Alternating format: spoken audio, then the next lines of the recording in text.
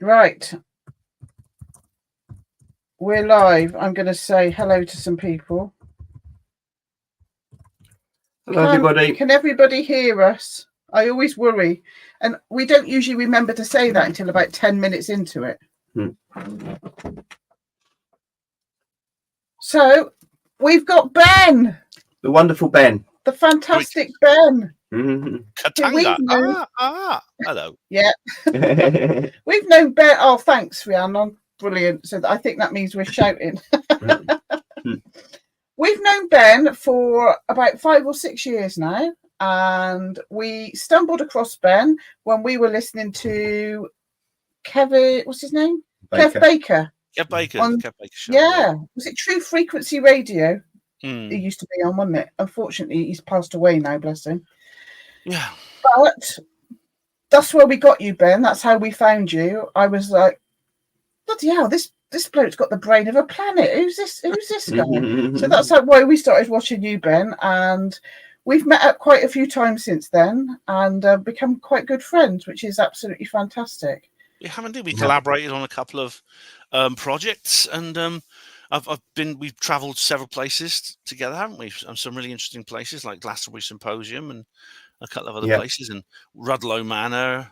Yeah, and we've had a great time. Yeah, it's been good fun. And, you're one of the rare people on this planet that's been invited back to the Crafty Nihilist headquarters, because we're a little bit antisocial, Ben. So you're very what's the word? Honoured. Honoured. Oh, yeah.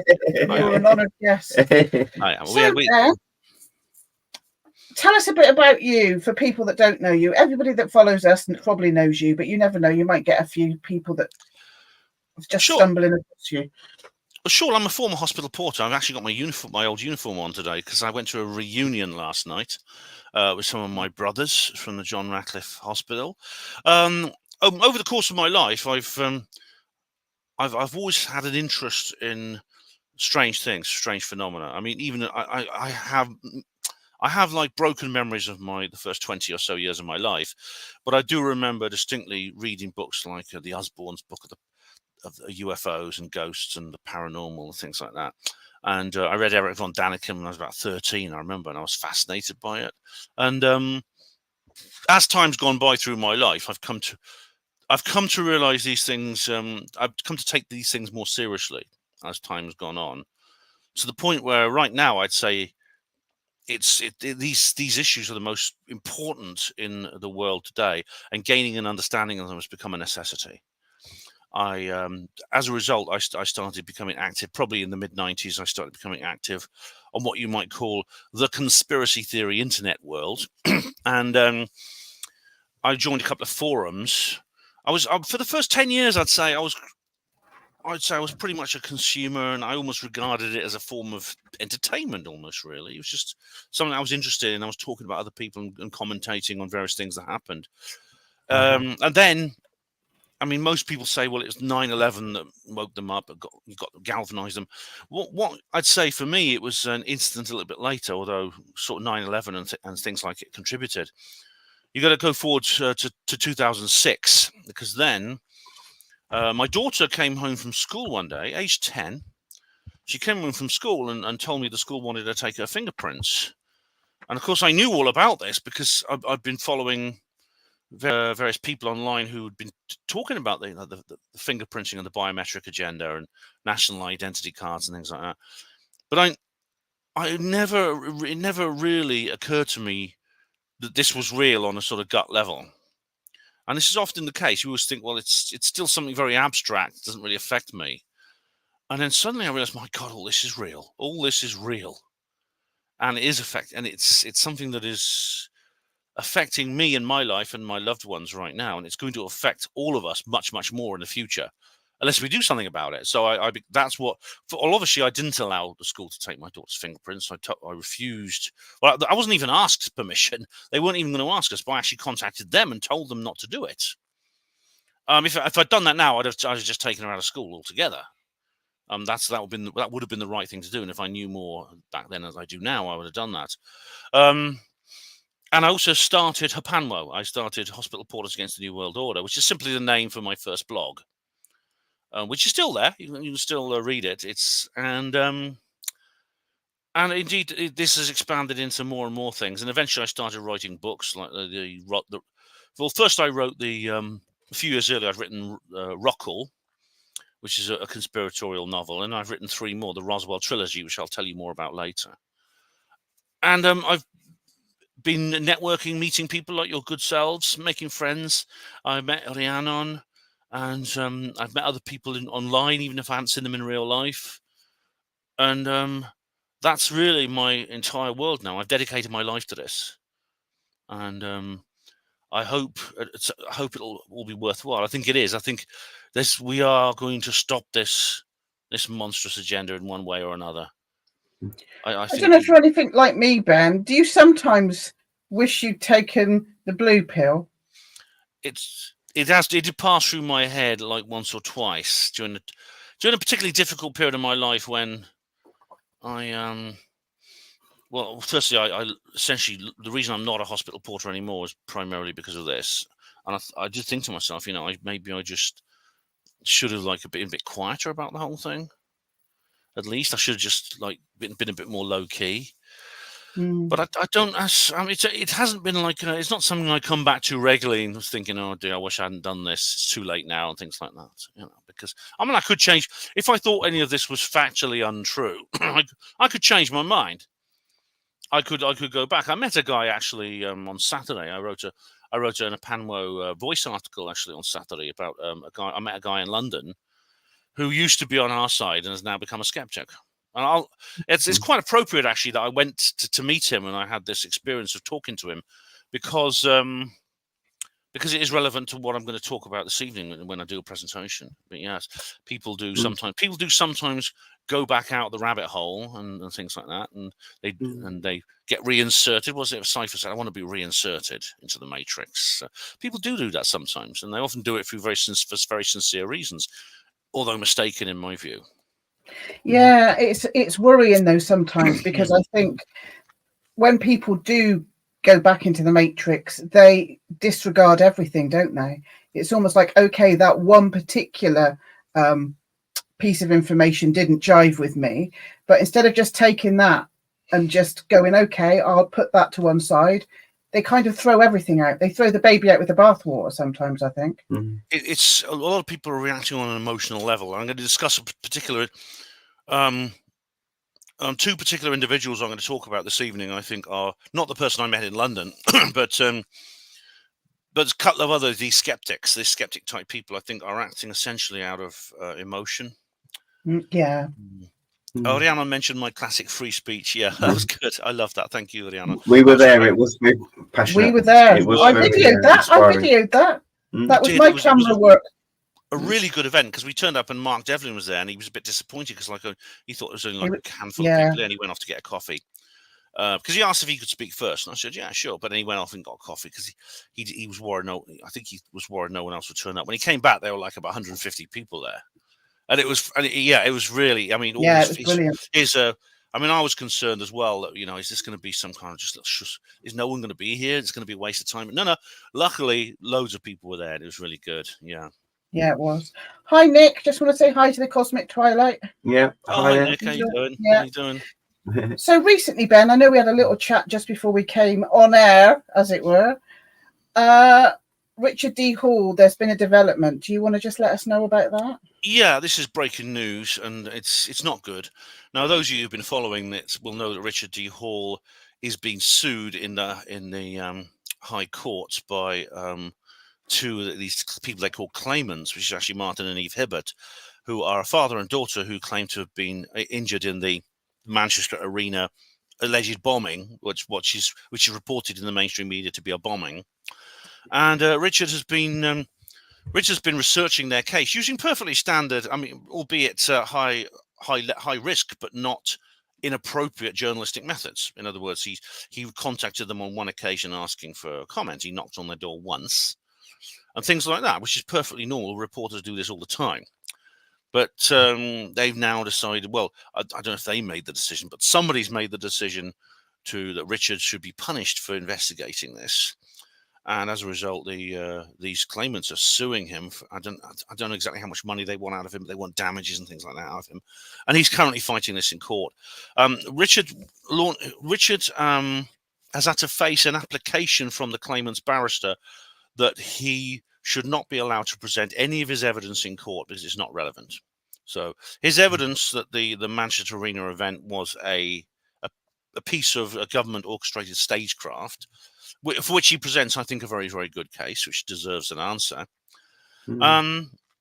He wanted to present that in court to explain, well, this is why I'm doing it, because these claimants are lying, and what's more, I've got the evidence for it, and I think this is relevant to the fact they're trying to sue me to shut me up because this is a vexatious case. It has an ulterior motive.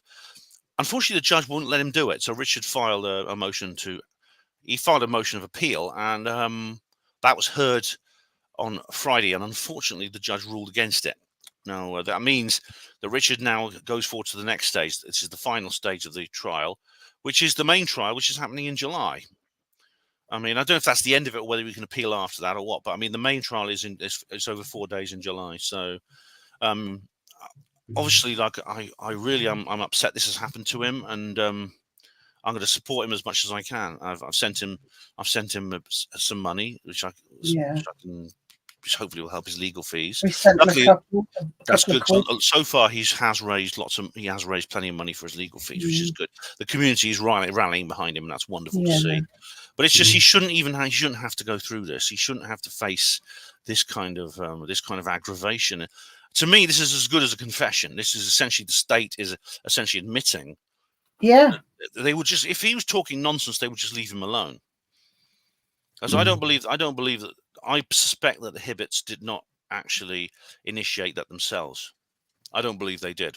I believe that somebody probably put them up to it, to coin a phrase. Probably the BBC, because they only started getting litigious with Richard when the BBC got involved and started making documentaries about Richard, which are extremely libelous, I think.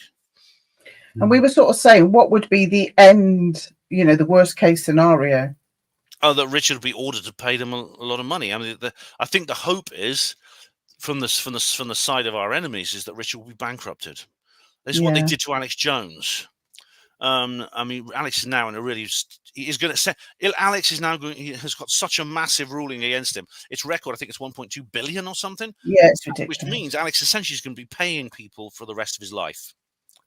He's going to be. And they're trying to close InfoWars down. And I was watching Jason Burmas, and they said he'd probably only get less than £1 million for the whole thing, including the cameras and the microphones and all the gubbins.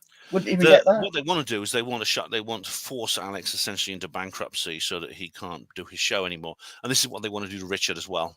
Yeah. This is what they want to do to him. That is the real reason they're doing this. And to me, that's as good as that is as far as I'm concerned. That's like a confession. They wouldn't do this if there was nothing to it. They would just leave him alone if there was nothing to this. I think just shows, Ben, like you're saying, why you got into this and why we're doing it, and it's just. This is what it's all about. This is, what they're trying to do to Richard and the censorship they're bringing in. It's we need to keep fighting it, and at whatever level it is, people need to speak out and do their little bit, whatever it may be. Exactly. He's handling this better than Alex. He's not apologising. He's not backing down. He's a fortune favours the bold, I think. But you know what? There's a perfect parallel. We were talking privately off the air because Mark and I have both been on adventures. We've been traveling and going on adventures, and Mark's, of course, was to visit the Göbekli Tepe site in Turkey with Andrew Collins and a load of other people. But it could be, Mark, I mean, you could just explain this yourself, but it could be that what you see of Göbekli Tepe now is all we're ever going to see. Is that right? Well, yeah, absolutely. Jimmy Corsetti, Bright Insight. Well, I mean, I'd already heard, if you knew me, Megalithomania, that I did the tour with, we're talking about, how the archaeologists there were sort of, it just seems there's sort of often restrictions all the way along with, they seem to be very cagey about what they had dug up and what they're digging up, and certain things have been revealed and then you can't see them anymore and you can't go to certain places. But as Jimmy Corsetti was making the point, there's maybe only 5% of that whole site around Göbekli Tepe that has been excavated, and now the authorities have said, oh, we're just going to leave the rest for future generations and never bother to excavate it. And I mean, it's difficult to understand why archaeologists in this like most amazing find ever would not want to find more. But then, as Jimmy Corzette is dug down into it, and the ownership of the site, the management of the site, is this big multinational company, or Turkish mainly, but a big, huge company, Dorgas Group, I think they're called, and their owner, billionaire, part of the World Economic Forum. So it does seem very suspicious that they're deliberately suppressing. Isn't that? Yeah, it seems very suspicious. I mean, this is. Oh, we talked about this off the air, but this is exactly what Andrew Johnson has said. We both know Andrew Johnson and his work on the Star Child skull. Because again, like Göbekli Tepe, the Star Child skull is a unique piece of scientific curiosity. And if you go to check the evidence, Andrew Johnson's website, he's got a whole resource you can learn all about it if you never heard about it. But unfortunately, Star Child, there's going to be no more data collected from that skull because it's been handed that the original owners died. And it's been handed over now to somebody who is basically getting it buried under the Native American Graves Repatriation and Protection Act, which is it sounds benevolent because it's designed to protect the traditional resting places of the indigenous people of the Americas. Yet this law has been exploited to suppress a very vital scientific breakthrough, which could reveal a huge amount about the presence of extraterrestrial life in the universe and how it interacts with planet Earth. It's essentially a hybrid being. It's half human. Also the giants as well. You know, they can't excavate to find any more of the large bones because of that law. Yeah, the Smithsonian Institute and indeed the Oxford University have both been active in suppressing the presence of anomalous human skulls and things like that, which are very large or may have DNA that indicates different ancestry. So it's obviously it's pretty clear when you realise what's going on. It's like with Richard; they won't say they're doing it for that reason. They won't say we want to punish this man for exposing this, or we want to stop people looking at this ancient site or this skull. Because we're scared, we don't want people to know about the secrets behind it. What they'll say is, we're doing this for a different reason. It's because of harassment. He's been harassing people. And they'll just make up a cock and bull excuse. It's what the Germans called Hintergrund, which means underlying reason.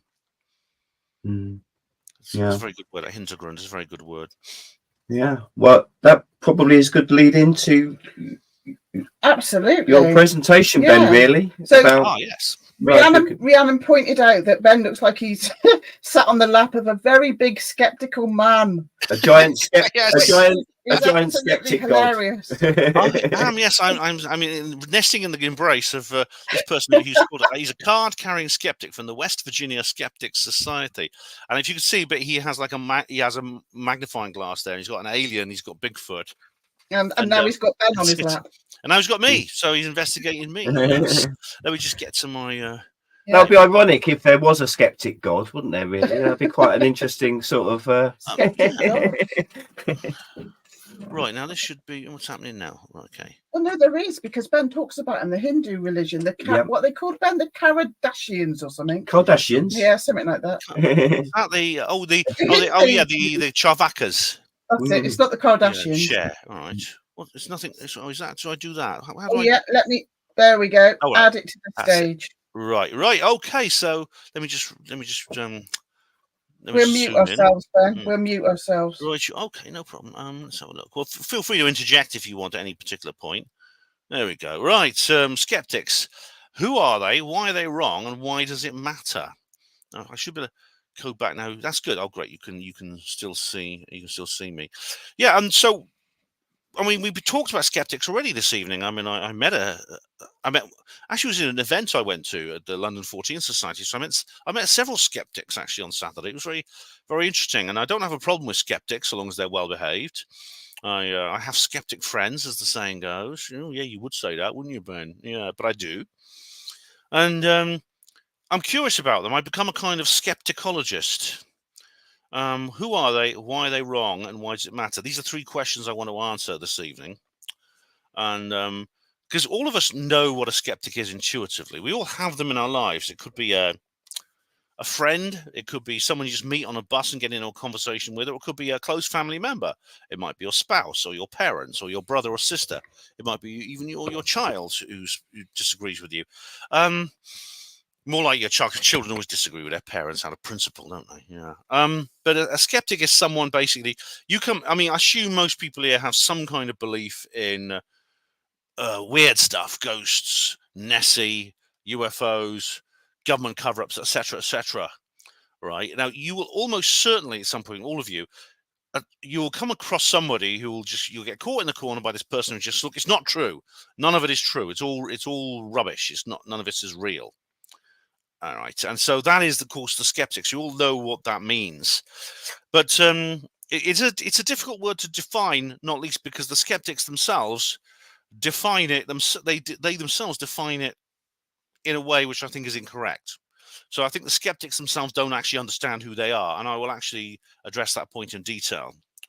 So, in order to achieve what I have done in my skepticological studies, I have actually started looking into them. I've actually started investigating and listening to them. This guy, Mick West, I'm sure a lot of you are familiar with him. He's actually quite new to the scene of the skeptic movement. I mean, he's been around for a long time in the background, hasn't really contributed much. But with the rise of the interest in UFOs in the last few years, he's really come into his own, I think.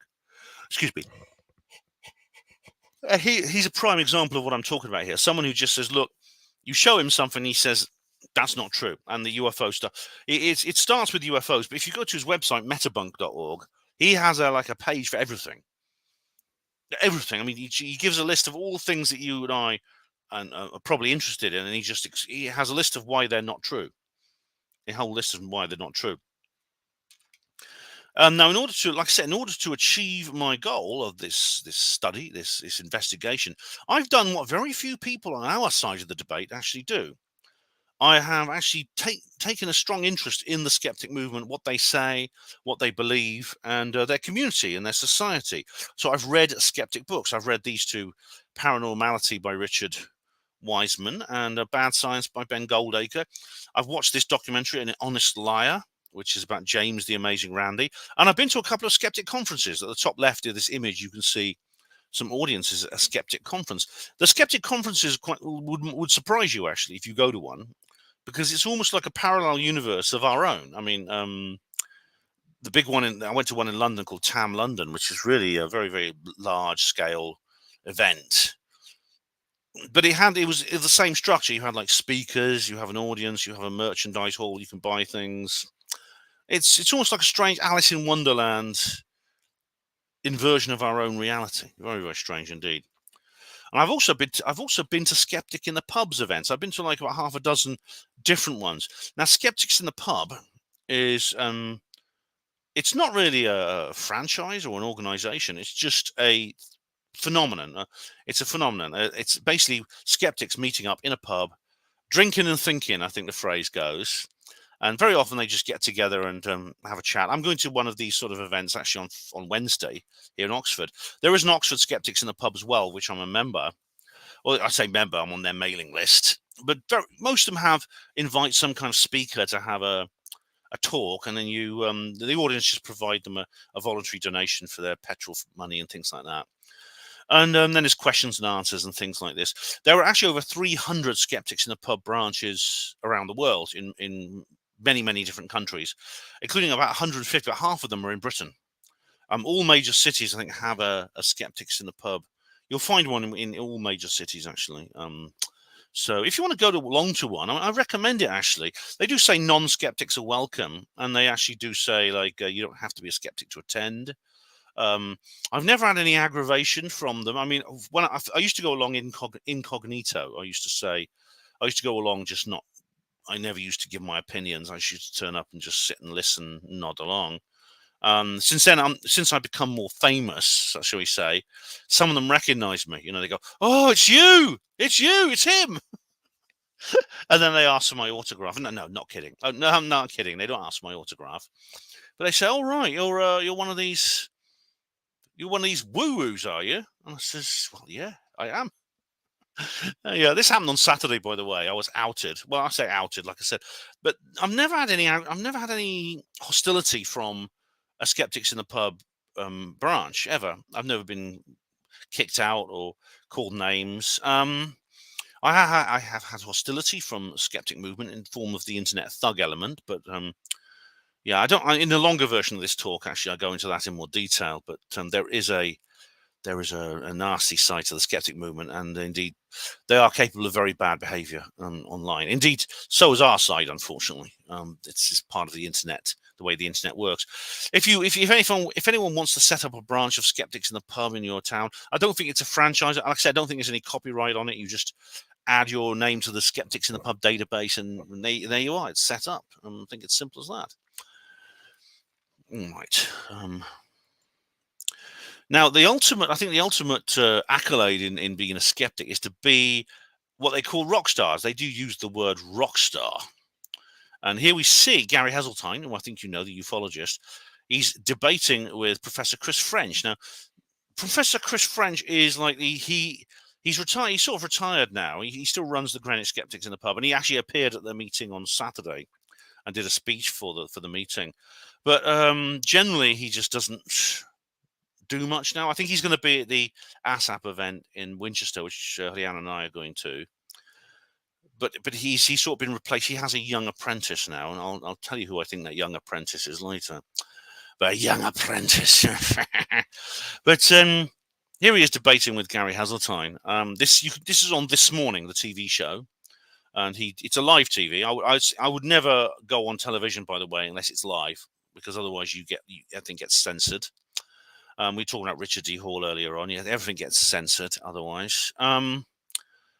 But he's the guy. I suppose he's the guy. Well, Susan Blackmore. I'll tell you more about her later. He's the guy you would call rent-a-skeptic, which is her term actually. He's like he kind of took over from Susan Blackmore when she moved on. He's the guy you have on speed dial if you have a TV or radio show and you want to get someone in. You're talking about one of these weird things, UFOs, ghosts, or whatever, and you want to get someone in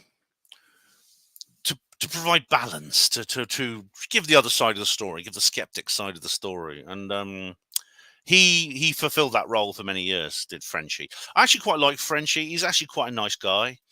As I said, I don't really care if someone's a skeptic as long as they're well behaved.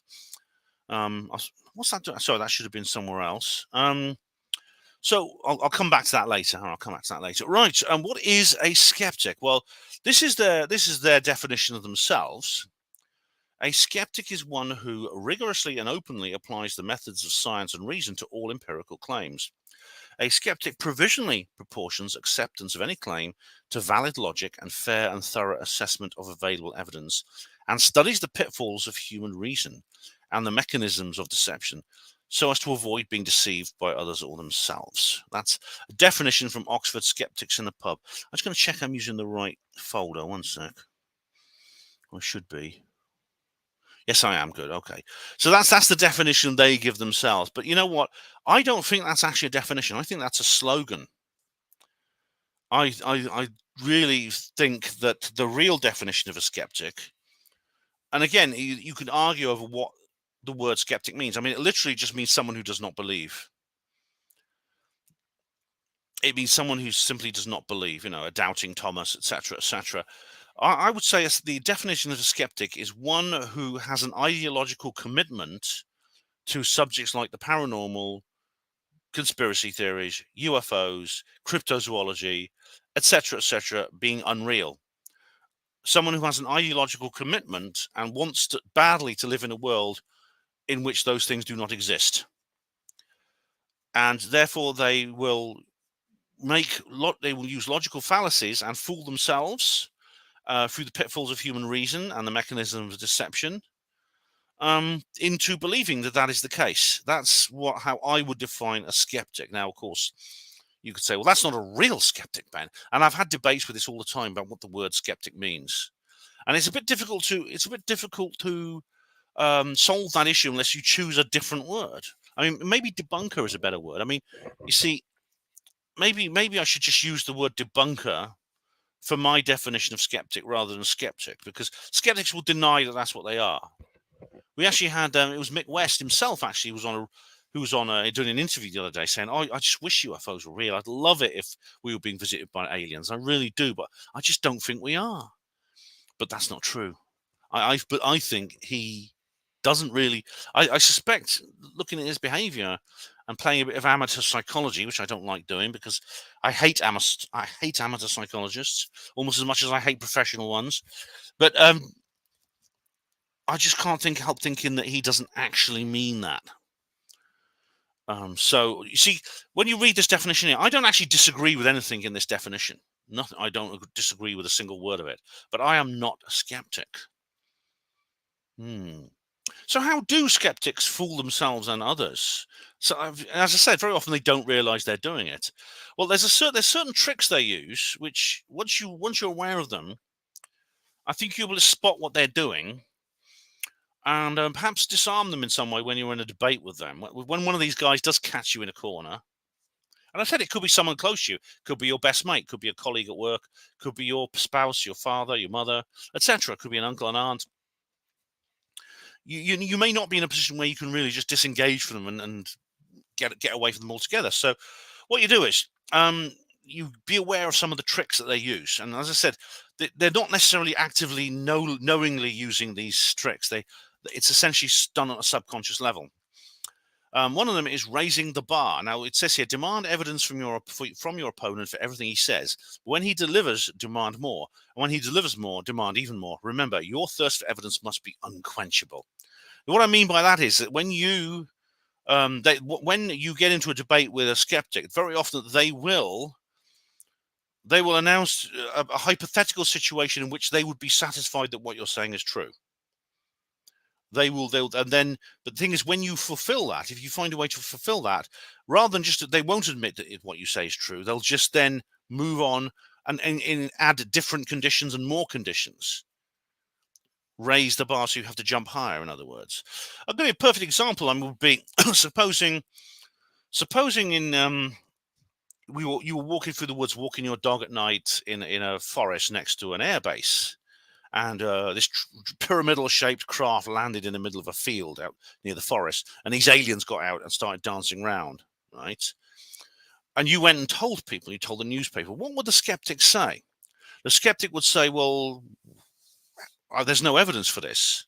Why did no one on the airbase see it? Why did the security guards at the airbase not come out and investigate? Why did the deputy base commander of the airbase not walk into the woods carrying his little portable tape recorder and make a recording about what he was seeing? Why, etc., etc. Well, you probably guess by now. You know what I'm talking about, don't you? You know that I'm talking about the Rendlesham Forest incident. So, but the thing is, that's what a skeptic would have said in that situation. But you see, all those conditions were fulfilled. The local U.S. Air Force contingent did investigate. They were on high alert as a result of this. The deputy base commander, I mean, he's been a bit dishonest since then, but he did see something. The other witnesses, members of the U.S. security police, U.S. Air Force security police, saw things.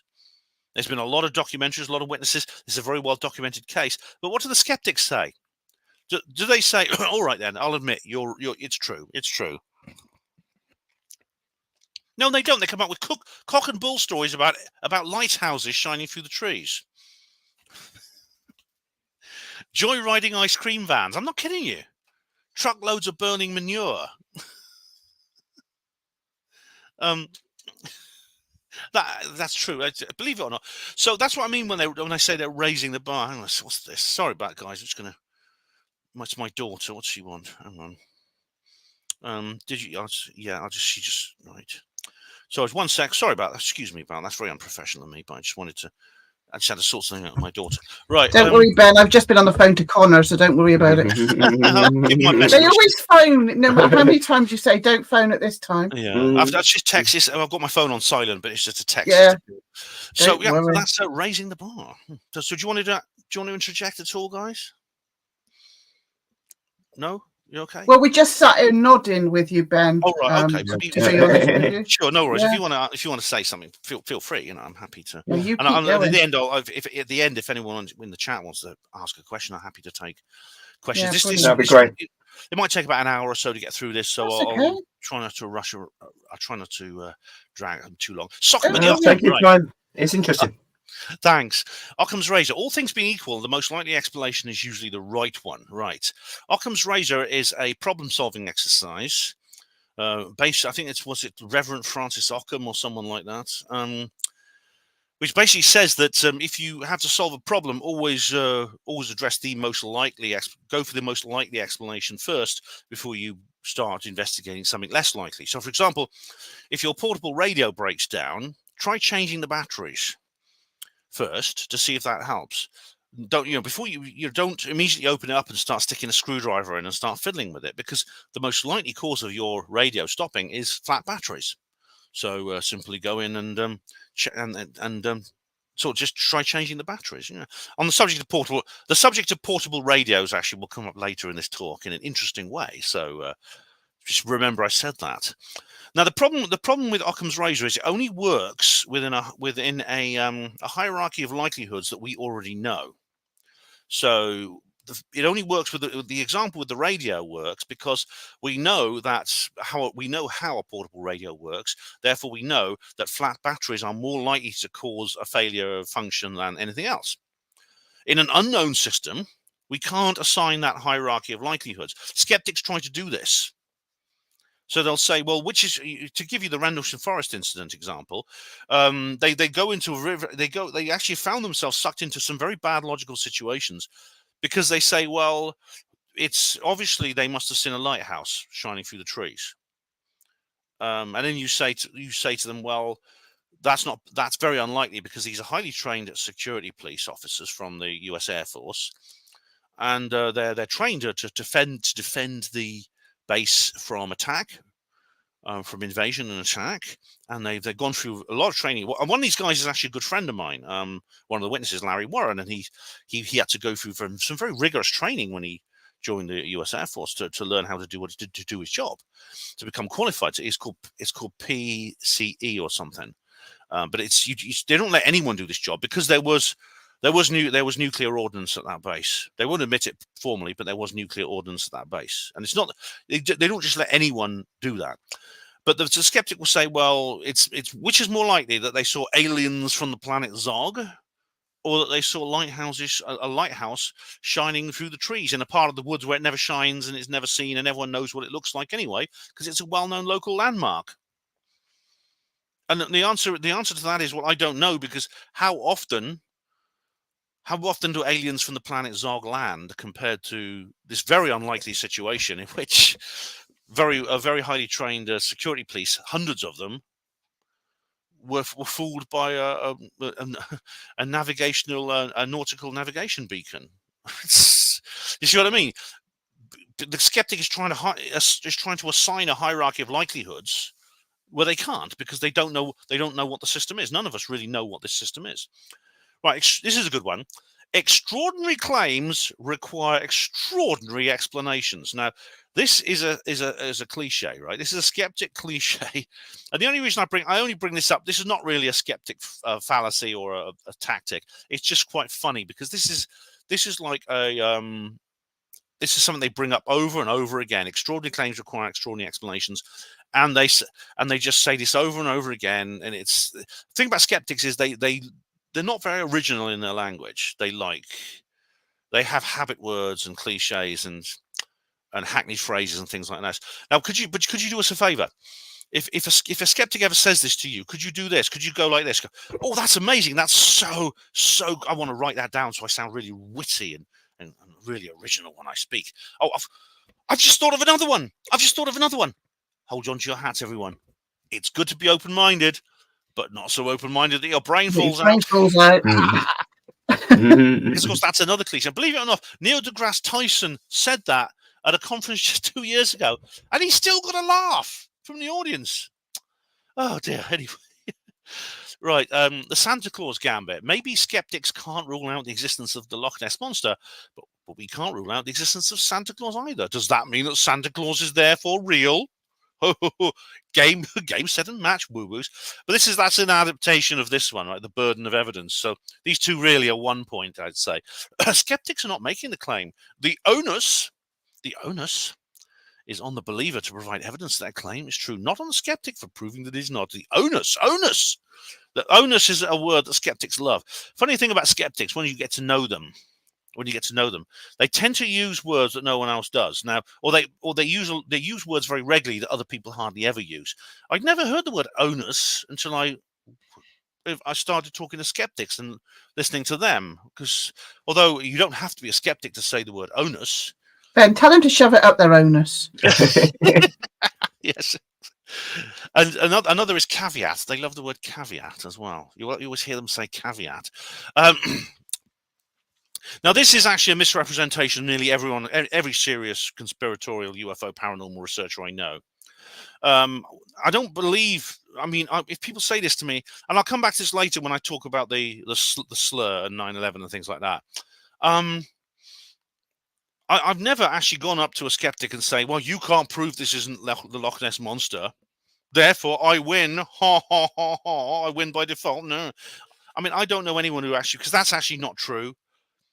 They're right. You don't. You don't have. You do have this onus if you are making a claim. I mean, obviously the skeptics make claims too, and I'll come back to that point as well later, because they often don't realize they're making claims when they are.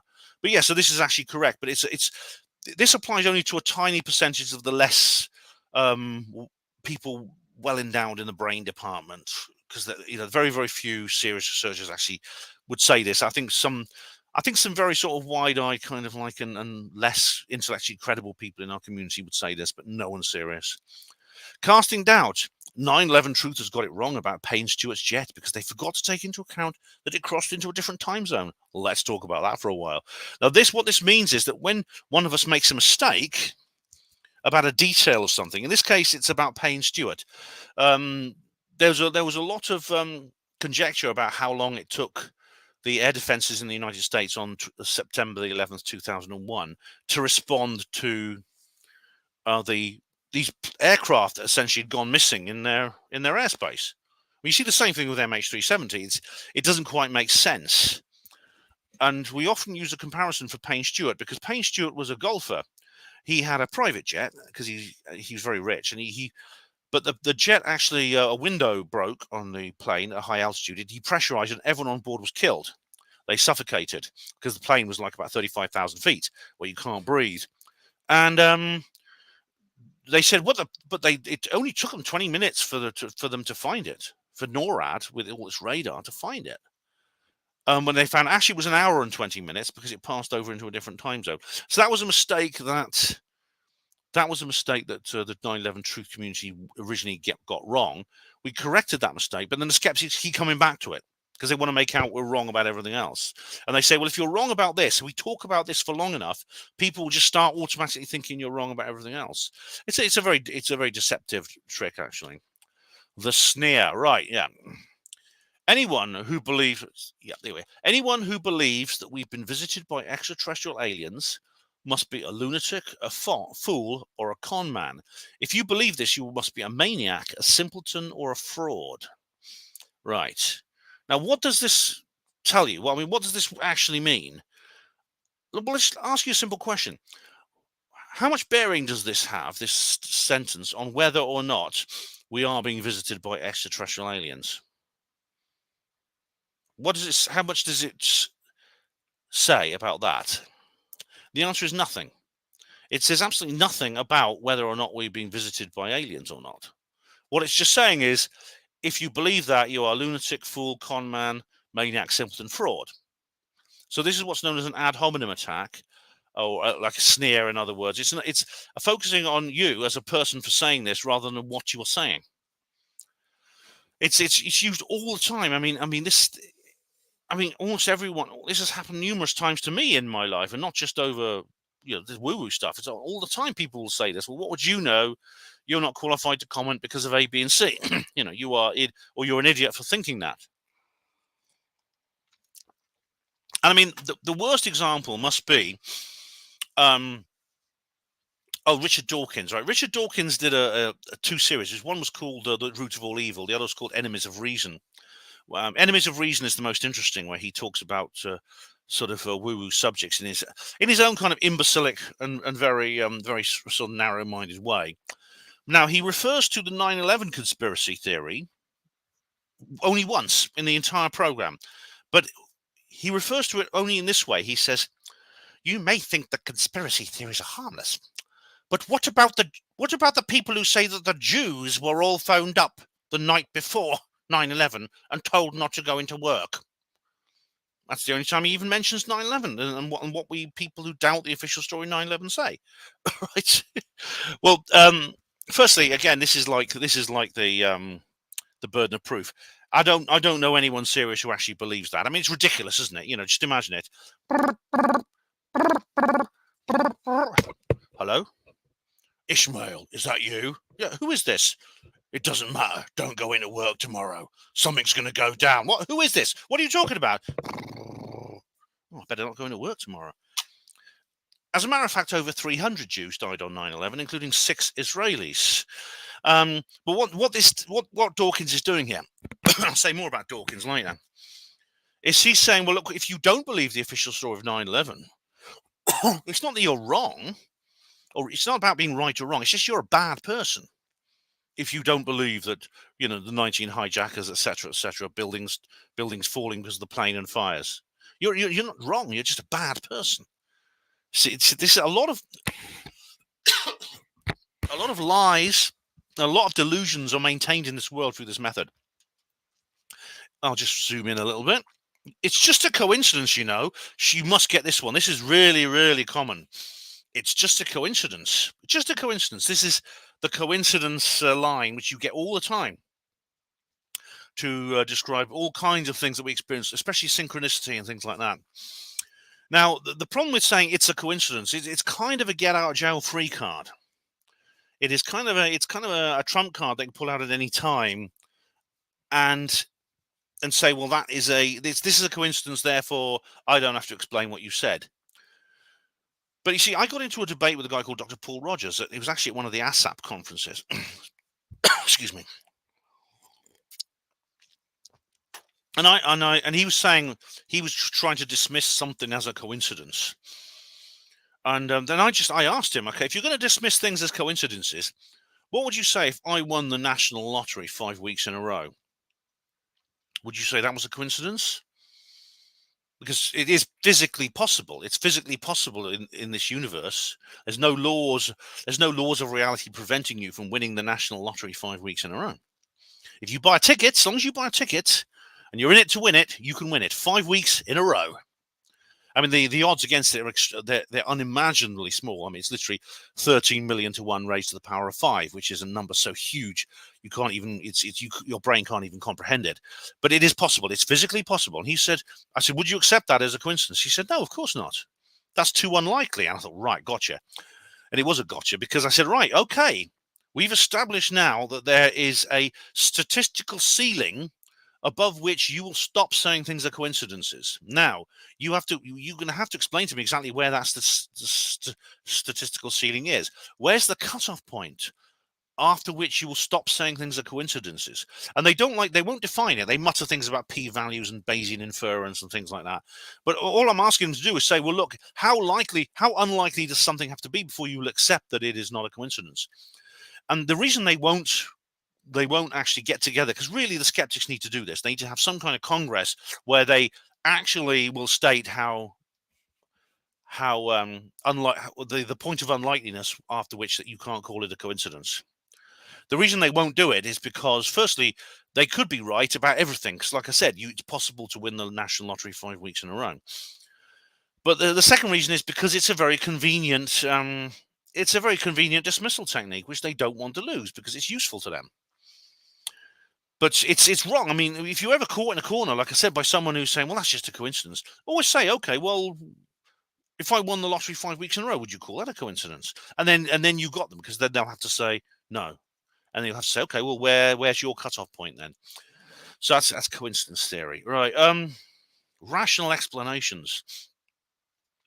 I'm sure there's a rational explanation for this. Okay, this is actually not really I don't think this really belongs in this part of my talk, but I'm going to add it anyway because it's really more a linguistic problem than a logical one.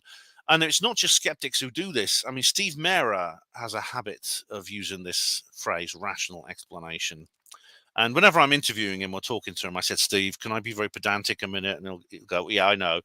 Because what's meant by rational explanation? Well, what it literally means is an explanation that you arrive at through rationality. That's what it literally means. But of course, its popular meaning in the terms of the skeptic sphere, it means an explanation that doesn't involve anything woo-woo. So it means literally the lighthouse at Rendlesham Forest. It means the weather balloon for the UFO. It means it means like the strange doorbell for the ghost. It means the log floating in the water for Nessie. That's what that's the popular meaning of the term rational explanation. But I don't like that because it implies that that when you arrive at this conclusion, you've done so through rationality. But if you arrive at a different conclusion that doesn't involve those things, those mundane things, then you've done it through irrationality. There's no such thing as a rational explanation. There's only a rational method. So, for example, to give you the example of Rendlesham Forest, you could say, well, I think it was a joyriding ice cream van. And that's got to be my favourite. Believe it or not, people say that. And you'll say, well, it's a very irrational thing to say, that to explain a UFO incident as a joyriding ice cream van. But they'll do it and they'll say, well, thank goodness I found a rational explanation for this. So now I don't have to talk about UFOs. Alternatively, though, you could be very, very rational and work out that it actually was aliens, and that then you have arrived at an irrational explanation through rationality, and that's where you get into these complicated loops and contradictions within the terminology. Right, maybe the clown had a day off. Right, this is the kind of a development on that last point. Supposing you were with this person who caught you in the corner, and you said, "Well, I saw the Loch Ness monster the other day," and they'll say, "Well, no, you didn't, Ben. No, you didn't. What happened is that a clown had a day off from the circus." And that you were walking alongside Loch Ness, and he thought, I'll put on like a monster costume and I'll go swimming to fool the idiots and the woo-woos and the gullible believers like you. And I'll say, okay, well, who is this clown? Well, where is he? Could you present him to me? Oh, I don't know what clown it was. What do you mean? I said, what do you mean? Well, it's just I was just thinking about other alternative explanation for there being some giant lizard in a Scottish lake. And it's much more likely that a clown did have a day off from the circus and decided to do that to you. So what they're saying is basically that debunking, therefore, is an act of the imagination. They don't have to come up with even any kind of explanation. They just have to imagine a potential explanation, and it wins by default. It wins by default because it doesn't involve monsters and lakes. Now, that's bad logic. The skeptic will never explain exactly why that actually happens in principle. Because this happened on Saturday. Someone said, well, they used the phrase, well, I had to. Oh, no, this was actually on YouTube. I was talking to someone who said, well, I had this weird experience. And of course, I have to consider all non-paranormal causes first before I start thinking about it might be ghosts. And I thought, why? And he says, notice what he said. He didn't say likely non-paranormal explanations, not likely ones, any non-paranormal explanation. Any, no matter how unlikely it is, such as a clown having a day off from the circus that you don't even know about. No matter how unlikely it is, you have to consider that first before you consider monsters in lakes, through some principle that the skeptic never explains. I call that the clown's day off fallacy.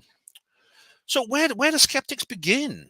I mean, this is the question. How far back do they go? Well, you'll find that, believe it or not, skeptics in the modern sense, they've been around for about 100 years. But before then, skeptic ideas, the concept of the materialism, atheism, and that things such as ghosts and ghoulies and things that go bump in the night didn't exist is very ancient. It goes back thousands of years throughout history.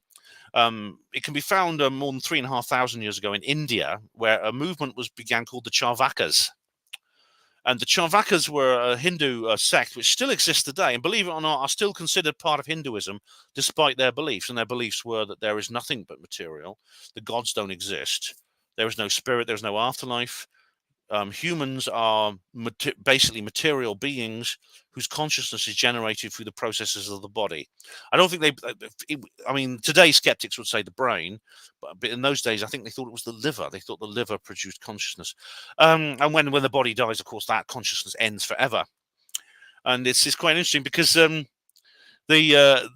it's quite amusing that the Hindus consider, they embrace the Charvakas as part of their own, because there was a young chap who was actually a member of the British Humanist Association, and he was from a Hindu family, and his parents were very devout.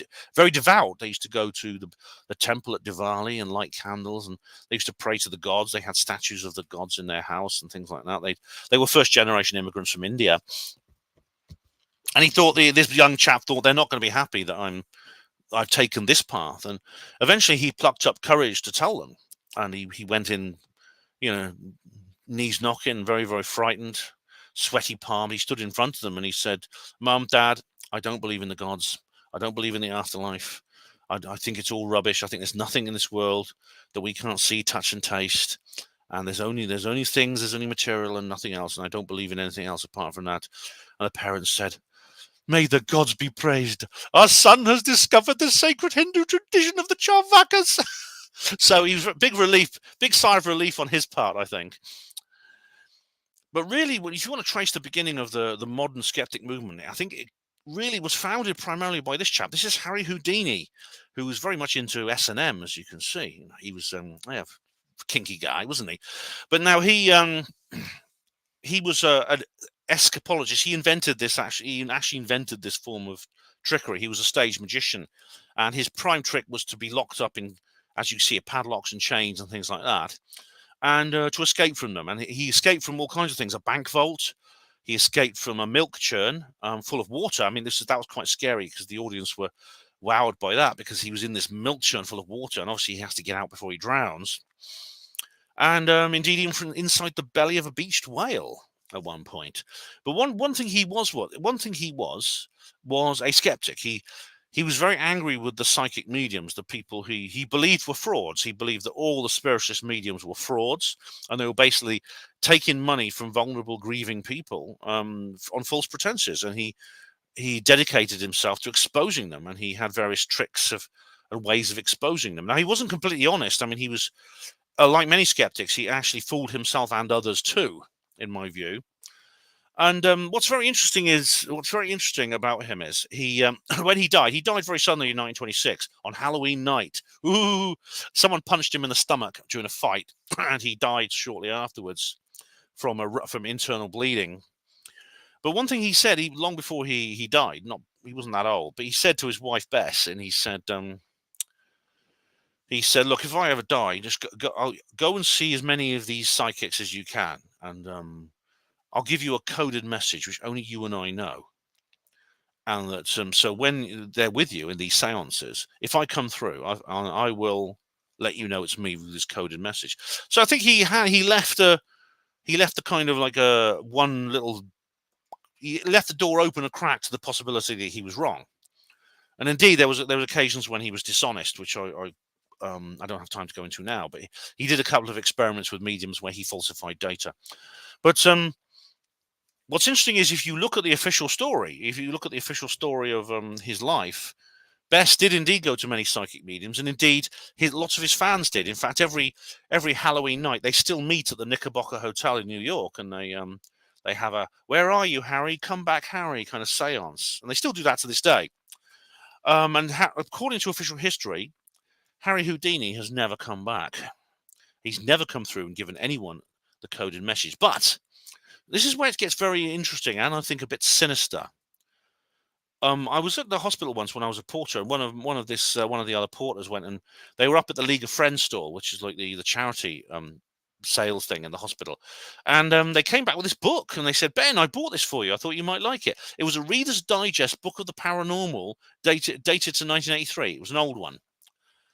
And I thought, wow, oh, thanks. I said, thanks to my friend, my brother porter. I said, thank you very much. And I read through it, and it had a page on Harry Houdini. According to this book, this 40-year-old book, Harry did come through.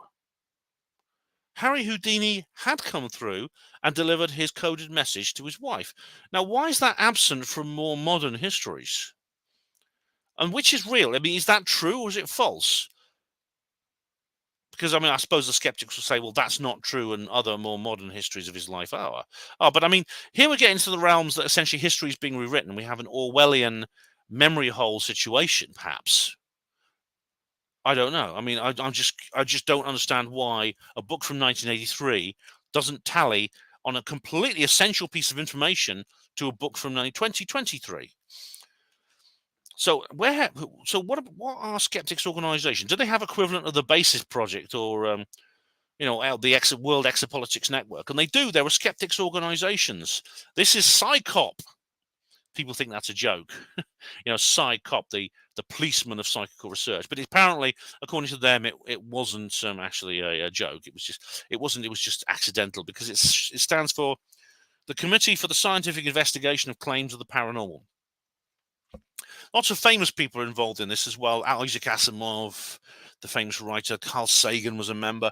All the big names are now members of this, like Richard Dawkins and Chris French and Susan Blackmore, Deborah Hyde. All these people are like members of this group. It's now called the CSI, the Committee for Skeptical Inquiry. They had to change the name because of a lawsuit by Uri Geller. But this is like an organization. They hold conferences. This is very similar to our own networks. And they have their own equivalent of Nexus Magazine or 40 Times. This is Skeptical Inquirer, Behind the Face on Mars, Why Bad Beliefs Don't Die, Worlds in Collision, Applying Reality to the Paranormal. Look at that. Supernatural Power. This is like the magazines that we have on Nexus, I say FT, but it's from their perspective. It is like explaining, it talks about the very same subjects, but from a conspiratorial, from a skeptical angle. And indeed, I subscribed to this for a year. I remember I did read it for a while. Now, who are the skeptics? Now, as I said earlier, the ultimate achievement in being a skeptic is to be a rock star. That is, being a top skeptic and become very famous. And this guy is the great grandfather, godfather, founding sort of like patriarch of all skeptics. His name is James Randi. Real name, Randall James Hamilton Zwing, and he has a very interesting. He's an interesting character. He died a couple of years ago, and is Neil in chat? Neil and I saw Neil in chat. Neil Peel and I did a little, and a couple of other people did a little live stream about it. He was very old. He was 89 years old when he died. Now he was what's commonly known as he started off as one of these too bright for school type kids, or at least that's what he says. He was born, interestingly, in 1928, 2 years after Houdini died. And I can't help wonder if you believe in reincarnation. Did Houdini, once he got up there to the spirit world, think, damn, I was wrong. I'll tell you what, I'm going to go back down and have another go. And he came back as this guy. But he said he was too bright for school, so he used to spend his school days bunking off and playing truant and going to watch the magicians in downtown Toronto, Canada, where he grew up. And then he determined that he wanted to become a magician, and he wanted to expose the frauds and the fakers. And he became like the scourge of psychics, paranormal, ghost hunters, etc. Again, he like Chris French, he often appeared in the media. He often was involved in various investigations and things like that from the skeptical point of view. And he was very he actually had a sadistic, or I would say a bit of a sadistic streak, because he liked to play tricks on people. And these tricks were sometimes successful, sometimes less so. But if you read he actually has a very shop window version of his own life, because he is a showman. He was a showman, and he knows how to present himself in a certain way. But he has been dishonest about his own life and his own past. So, for example, he has played some tricks on people which he thought, he says now that they were like really, really worked really well, but they actually didn't. And he lies about how successful they were. And I'll give you some examples, actually. But he's become most famous for the $1 million challenge. Now, this is an adaptation of what Houdini did, because Harry Houdini actually produced a $1,000 challenge, I think, for anyone who could reproduce a paranormal phenomenon under laboratory conditions.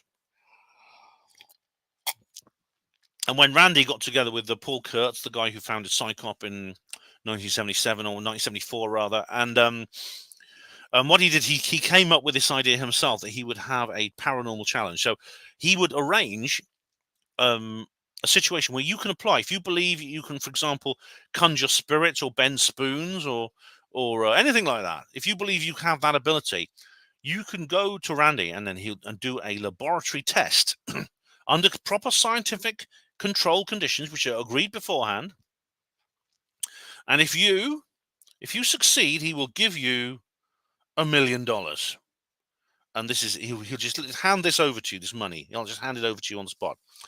Now, Randy, like many skeptics, as I said earlier, he has his own little cliches and his own little habits and his own little unoriginalities. And one of those is whenever he's at a conference, and I went to a conference where he was there. Actually, it was TAM London. TAM is the Amazing Meeting, which is like a series of conferences that he organised. He was on stage, and Chris French was on stage with him. And Chris said, I can't help imitating Chris's voice. Randy, tell me, in all the years that you've been offering the $1 million challenge, has anyone ever come up to you and you think to yourself, this could be the real thing? This is really going to work, and I'm going to have to hand over the money. And Randy said, no. He just says no. Like that. He says, no, it's never happened. Well, that is something I think is questionable, because, I mean, on the surface, you might think, well, the $1 million challenge, it's absolutely watertight. If you go to he has this organization called the James Randi Educational Foundation, which is today being run by a guy called, I think it's DJ Grothy, I think is the current secretary of it. But they offer this challenge, and you look at the page, it looks watertight. It looks legally watertight. You have a claim, you have an ability, a claim. So you go up to them and say, well, I can do this. I can do this. I can levitate. I can turn water into wine, whatever it might be. And then you see a lawyer, and you agree conditions for the upcoming experiment, and you say, well, we'll do this experiment, and if it succeeds, you get the money. And you say, okay. And so it's all agreed beforehand. So it all looks pretty watertight, doesn't it? It all looks like that it's something that could stand up in court, and there's nothing wrong with it. And it's all light and pure as the driven snow. Because Randy has this reputation for being this flawless angel of rationality and reason and honesty. But it's interesting that the documentary about him is called The Dishonest Liar, which I showed you earlier, or The Honest Liar, because he's not that honest. He has lied about himself, and he's lied about his achievements, and he's lied about the reality behind what he does. So, for example, this is a lawsuit. You can see here, May the 2nd, 2012, George R. Simpson versus Randall James Hamilton's wing, aka James Randi, and there's DJ Grothy, president of the JREF, etc., etc. Now, what is this lawsuit? In fact, I've got a PDF of this entire case if you want to read through all the document, because I can send it to you if you want to read it. But as you see here, fraud, misrepresentation and breach of contract, intentional infliction of emotional distress, malfeasance, misfeasance, etc. Well, what they're doing is what basically happened is if you go through the legalese, is that Simpson applied for the $1 million challenge, and he then, what happened was, this was all over. Like many people do. But what happened was that the JREF and Randy and Grothy terminated the process wrongfully. So he agreed to the conditions beforehand, and what he found was that they just stopped returning his calls. They just basically ghosted him in the middle of this process. They just stopped communicating with him. Now that breaches their own conditions. That breaches the contract which he signed, and so he went forward with this lawsuit against the JREF. Now, this was all over, because I'm a member of several skeptic forums. I mean, to be honest, I used to be. I don't really bother with them anymore. But I used to hang around on several skeptic forums under a fake identity. I didn't say who I was. And And they were all, of course, 100% behind Randy, saying this is ridiculous. He's just trying to. This will just be thrown out. It's a load of nonsense. But then something very, very strange happened. The websites, including the JREF forum itself and all the others, they just went quiet about the whole thing. All the threads relating to this case were deleted, and Randy and Grothy and the other people at the JREF just stopped talking about it. And what's more, on George Simpson's website, he himself also removed all the documents relating to it and all the claims that he put up on his own blog. Now, this can only mean one thing. They settled out of court. Why? If Randy's prize is so incredibly, is the last word, it is the sine qua non, it is the ultimate objective, it's the red line above which no paranormal believer has ever crossed, and it is, if you could do so, it is the last word, and therefore forever in the future the world will change. If it really was that, why didn't they fight it? Why didn't they go to court and say, right, Simpson, see you in court, and just think how much publicity they could have got if they beat him in court? But they didn't risk it. They settled out of court. And isn't that interesting? So, yeah, it's not as right as people think. Now, this is another example of where Randy is not 100% honest. Now, this is a photograph here. We could see James Randi there on the right. And the two men with him are Mike Edwards and Steve Shaw. These two young chaps beside him are Mike Edwards and Steve Shaw. Now, Steve Shaw on the bottom left, he's today called Banachek, and he's a magician. He's grown up now. He's an adult, of course, and he's a magician. Now, what happened was, in 1981, James McDonald, as you know, of the McDonald Corporation, he decided he was a wide-eyed believer. He was like a Bob Bigelow of his time. And he said he had a lot of money, of course, because he was like this wealthy billionaire. And he said he would set up a laboratory at the James McDonald, or the McDonnell Douglas organization, to research psychics and people like that, all kinds of psychics and mediums and spoon benders. And you see these guys holding bent spoons and other cutlery. And he would try and find out. He would try and find the real thing, because he wasn't satisfied with any of the research going on in academia. He wanted a privately funded organization. As you know, Bob Bigelow is doing something similar now with his Bix and with his involvement with ORSAP and things like that. This was, of course, many years before Bigelow. This started in 1981, I believe. Now, Randy spotted an opportunity. He said he got hold of these two guys. Now, these two guys, Mike Edwards and Steve Shaw, were schoolboys who had become very good amateur magicians. They used to play card tricks and other things to amuse their schoolmates. And so Randy said to them, you go to the Mac Labs and pretend to be real psychics and just see how far you can get. See how far you can get by fooling these scientists, these so-called serious parapsychologists. And so basically these guys went into the project and see how far they got. Now, this is where the two stories diverge, because there's Randy's version of this and there's other reporters' version. Now, according to Randy, this happened. Shaw and Edwards went in there, and basically the Mac Lab scientists were fooled, hook, line, and sinker. You know, they were there bending spoons and moving things in behind locked cabinets, and the scientist was going, "Oh my God, they're real! We found the real thing! Look, we found the real thing! We're going to get a Nobel Prize! Yippee! Yippee!" and so they did a big press conference, right, to announce to the world that they found real psychics that were scientifically provably true. And so there's a big press conference. Thousands of people turn up. The TV cameras are there, and there's reporters taking photographs, you know. And then Steve Shaw and Mike Edwards come in, and they go up to the microphone, and James McDonald's there and says, "Gentlemen, it's so good to have you here. Tell me about what you can do, all these abilities that we discover." And then Edwards and Shaw, and then there's a very, very brief clip of this. It's only a few seconds long. There's a reason for this. Shaw and Edwards then lean close to the microphone. They say, "To be honest, we cheated." Shock, horror, red faces all round. Oh my God. The reporters are all giggling in the front row. McDonald is like going, "Oh no, oh God," and things like that. And game, set, and match to James Randi and these two guys. Right. Well, there's a little bit of a problem with that, because a guy called Michael Thalborn wrote a report on this, and it's in Nexus magazine, which tells a very, very different story. And this is based on reports that came out of Mac Labs itself. Right, first of all, this announcement was never made. The Mac Lab scientists never said that Mike Edwards and Steve Shaw were the real thing. They were impressed with some of the things that they did. However, they began to suspect them of fraud quite early on in the project. And what's more, the press conference that took place in 1983. And Shaw and Edwards were dropped the previous year, 1982. And what's more, the press conference wasn't organized by Mac Labs. It was Nature magazine. It was a conference organized by Nature magazine. And the Mac Labs crew were they were there as the warm-up act. And Shaw and Edwards they were just brought in for old time's sake. They'd been dropped from the project the previous year. So Randy is, from what I gather from reading Thalborn's research, Randy's lied about this whole project. And what's more, if it's not real, then why is there only a very, very short clip of this event on YouTube?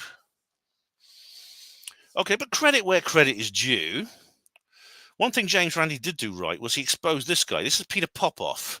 Now, he was a Christian televangelist who seemed to have psychic powers. He told everyone that he was being talked to by angels, and he could heal people because the angels were telling him the names of all the people in the audience who he was coming to, and he was healing.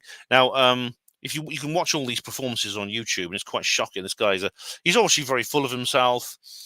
He goes around going, "Praise the Lord, praise the Lord." He's with this big Southern Baptist voice, and the people in the audience are going, "Oh!" And you get old ladies like passing out and things like that, and throwing their walking sticks away. It's all very, very, it's all very, very cringeworthy.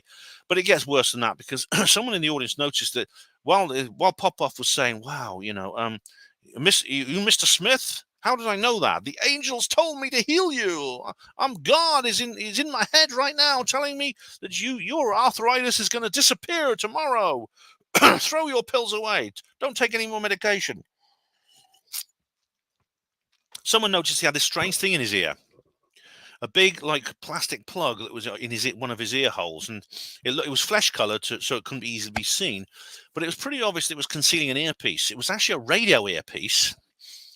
And what's more, Randy got together with this police radio electronics intelligence expert, and this guy went into the audience with this radio scanner and a tape recorder, and he eventually managed to intercept the messages going to Popoff's earpiece. It was his wife backstage. She was reading information on the patients, which they'd written on prayer cards. When they went in, they were asked to put their name and address on a little piece of paper and write a message, a prayer, basically, which they said, "Well, Popoff will pray for you." And then the wife was backstage, like reciting this into a microphone he was picking up in his earpiece. And Randy exposed him. Good. This guy was a fraud. He deserved to be exposed. Yeah.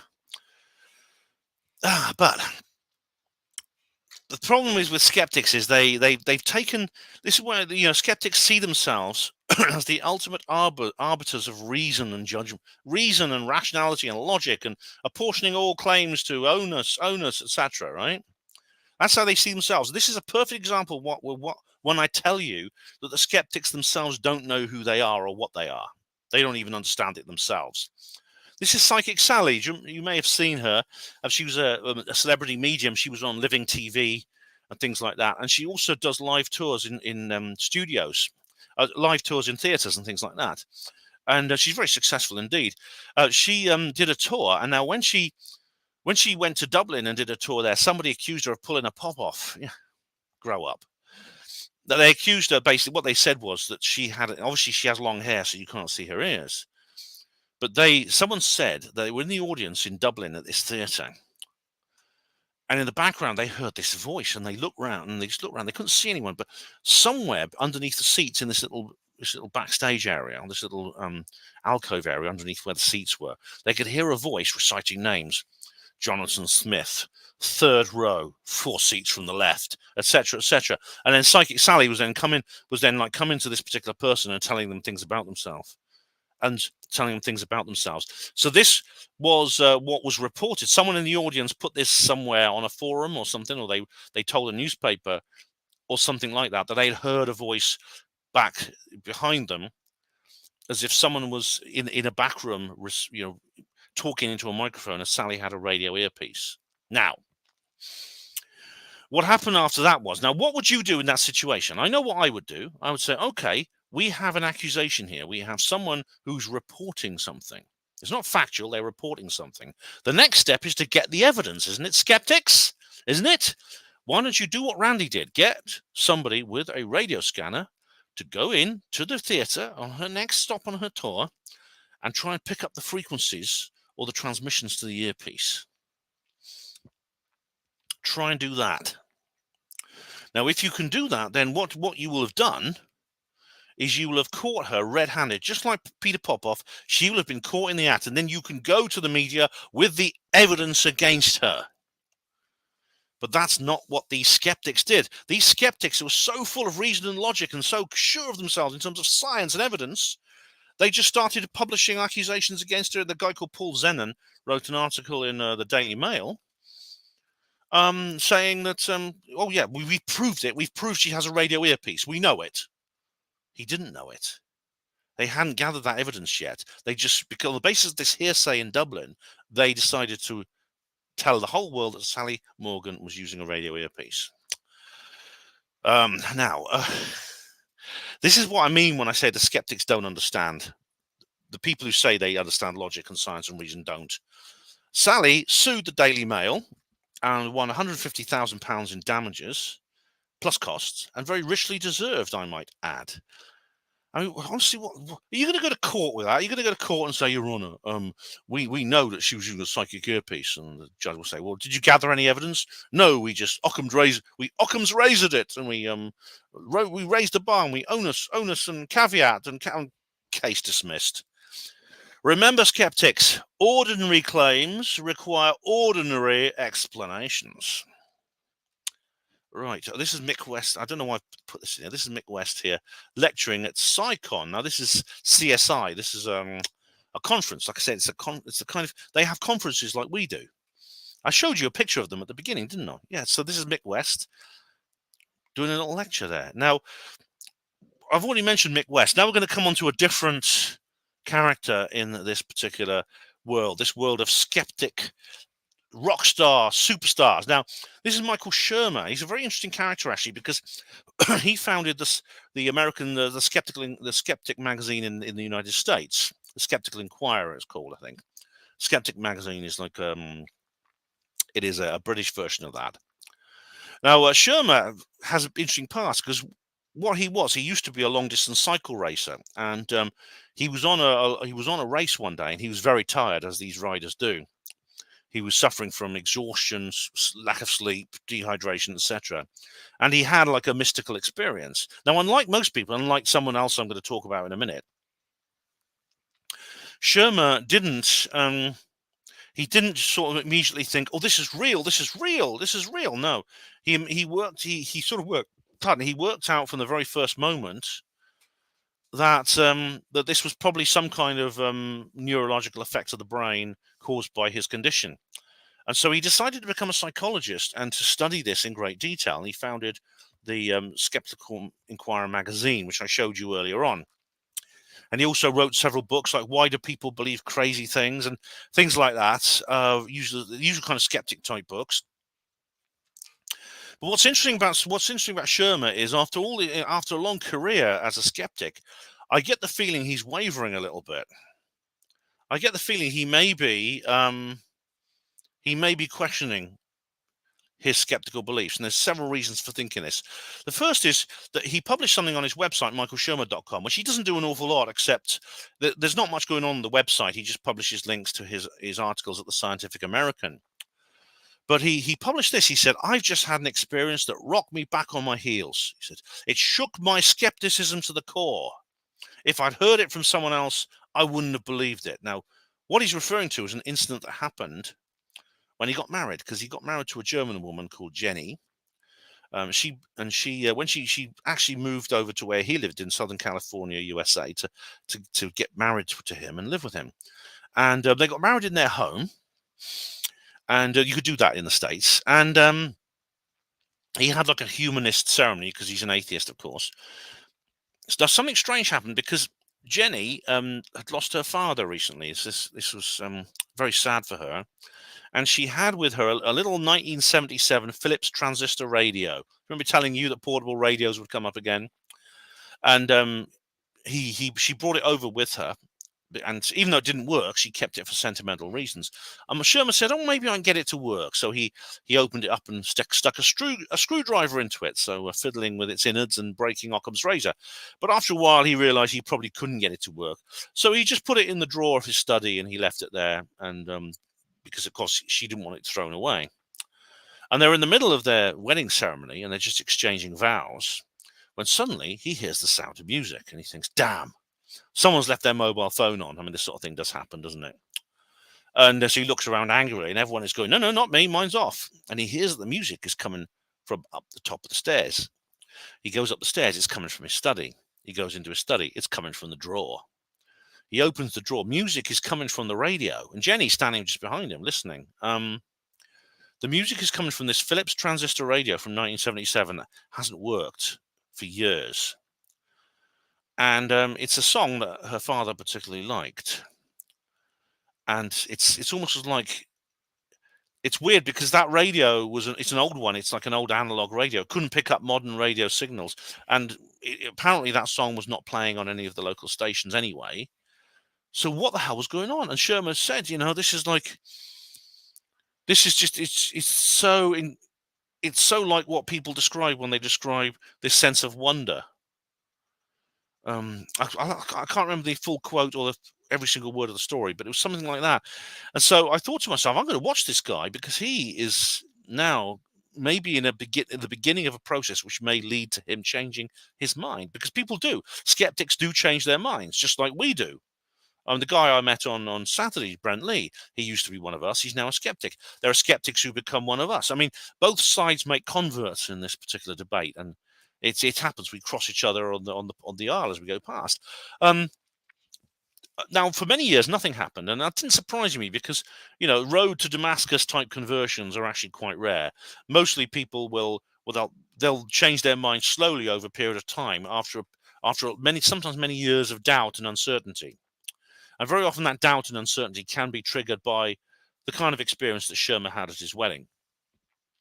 So I watched him very carefully, and nothing happened for a very long time. Then he appeared on the Joe Rogan show with Graham Hancock. Now, he had been on Rogan before and with Hancock. And as you know, Hancock is a very sort of argumentative type character.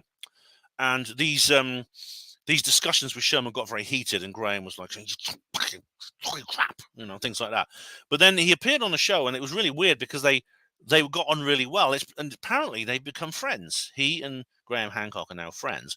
And what's more, Hancock is trying to persuade Sherman to go to the Brazilian jungle and take ayahuasca, like he describes in the book Supernatural. I'm like, blimey. And the thing is, if Sherman becomes a woo-woo, the skeptic community won't. They'll give him hell for it. I mean, the thug element will go for him big time because they won't take kindly to a high level defection like that. But if he does change his mind, he will be the most famous skeptic in the world ever to leave the skeptic world and join us. Right, now this is Susan Blackmore. Now she was she was rent-a-skeptic before Chris French, and then rent-a-skeptic is a term that she invented. And her background is really extraordinary because she is a convert from our side. Now, what happened was, in 1970, she was studying at St Hilda's College here in Oxford. I don't know exactly what she was studying, but it was something unrelated to her subsequent career. And she was at a party in someone's house, like students do, and she took some drugs, as students do, which gave her a massive voyage to Trip Out City, basically. And she had what she described as the most extraordinary experience of her life, which included the outer-body experience, seeing incredible things, flying around, and other things like that. And then when she basically come out of this drug trip and she'd recovered, she was so sure it was real. She said, this is definitely real. I have to prove it. And so she dropped the course she was doing and she decided to switch to parapsychology. And now she believed that the best way of proving what she experienced was real is through psi research. That is laboratory psychical research involving various experiments. You may have seen things like Zener cards, Ganzfeld, stuff like that. That was the field of study she got into. And all through the 70s, she did this. And now in 1979, she got a phone call from a guy called Dr. Carl Sargent in Cambridge, and she thought, blimey, because she said, Susan, I've just got some really good results with Gansfeld experiments here. I really have. And you may be familiar with the Gansfeld test. It's a psychical research method. If you ever see people lying in red light with golf balls over their eyes or ping pong balls over their eyes, okay, that's Gansfeld. That's the Gansfeld test. It's basically thought transmission through from one room to another, from one person to another, that sort of thing.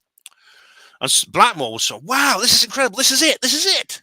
This is proof. Sargent has found proof. So she called back Sargent. She's Dr. Sargent, please, can I please come to your laboratory and supervise you, please?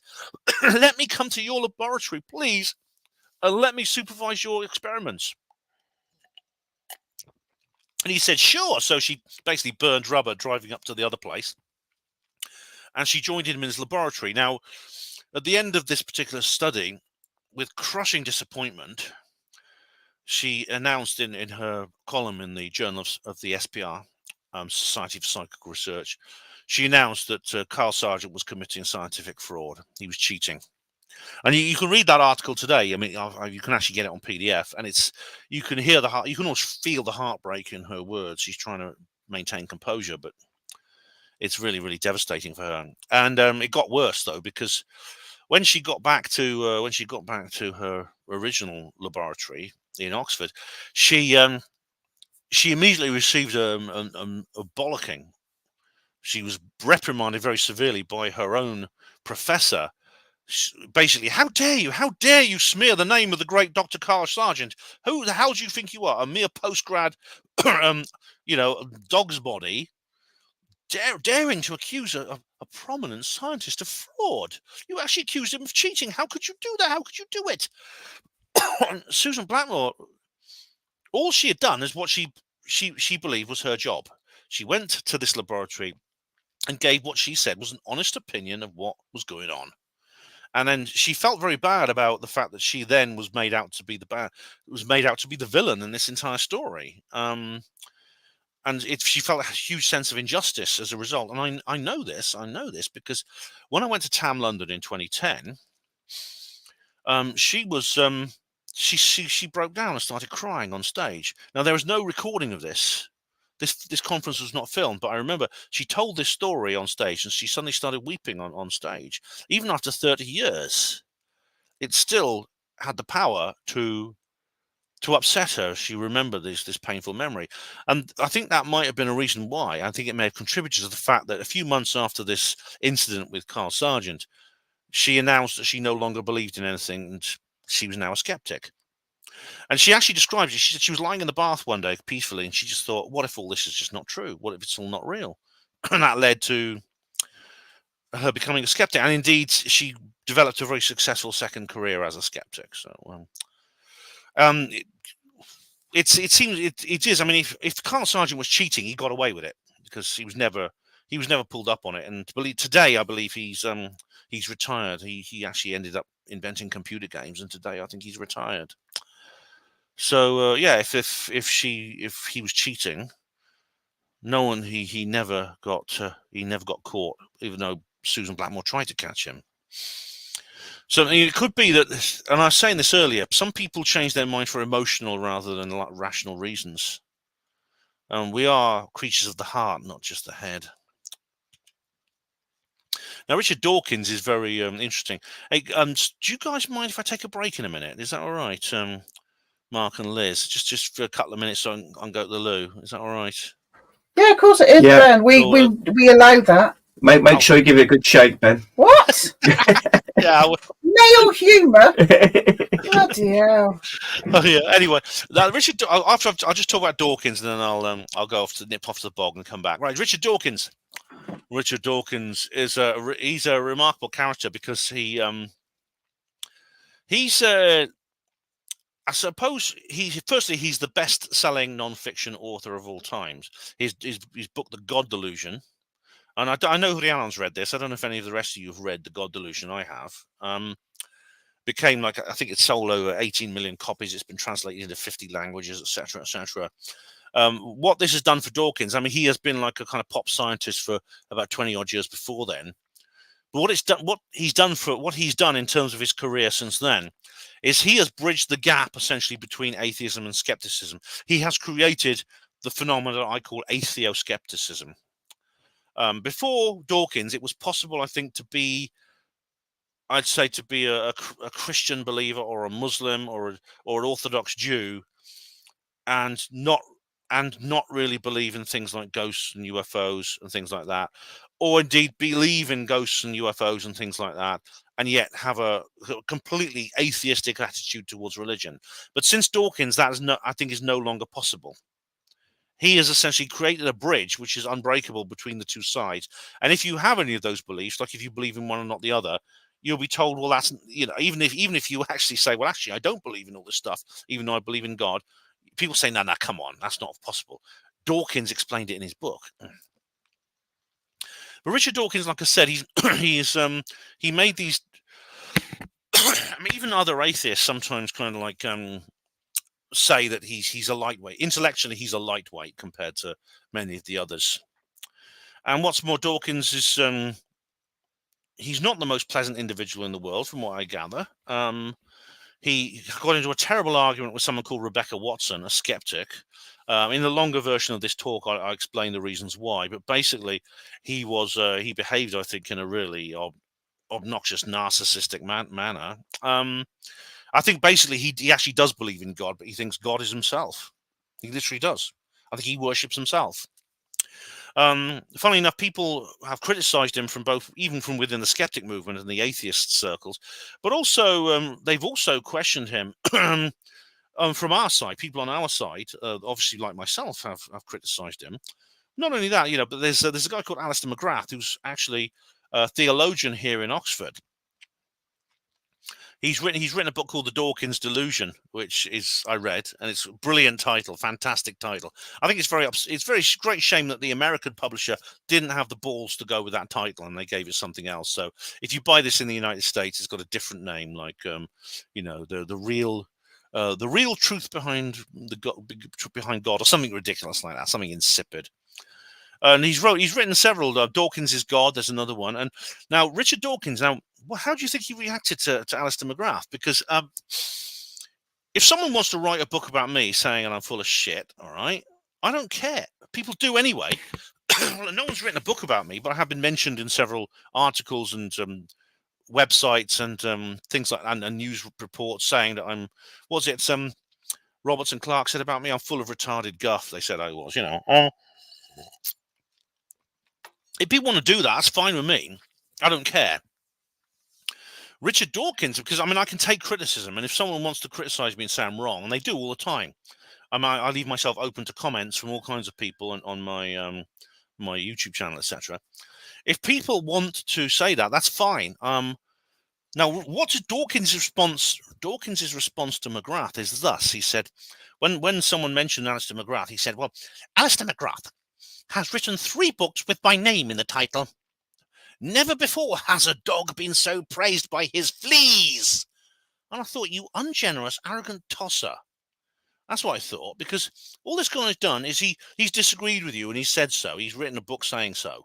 And you say, never has a dog been so praised by his fleas. In other words, this guy, he's only writing these books because he wants to put my name on the title so people will buy it. I mean, fuck you, Dawkins.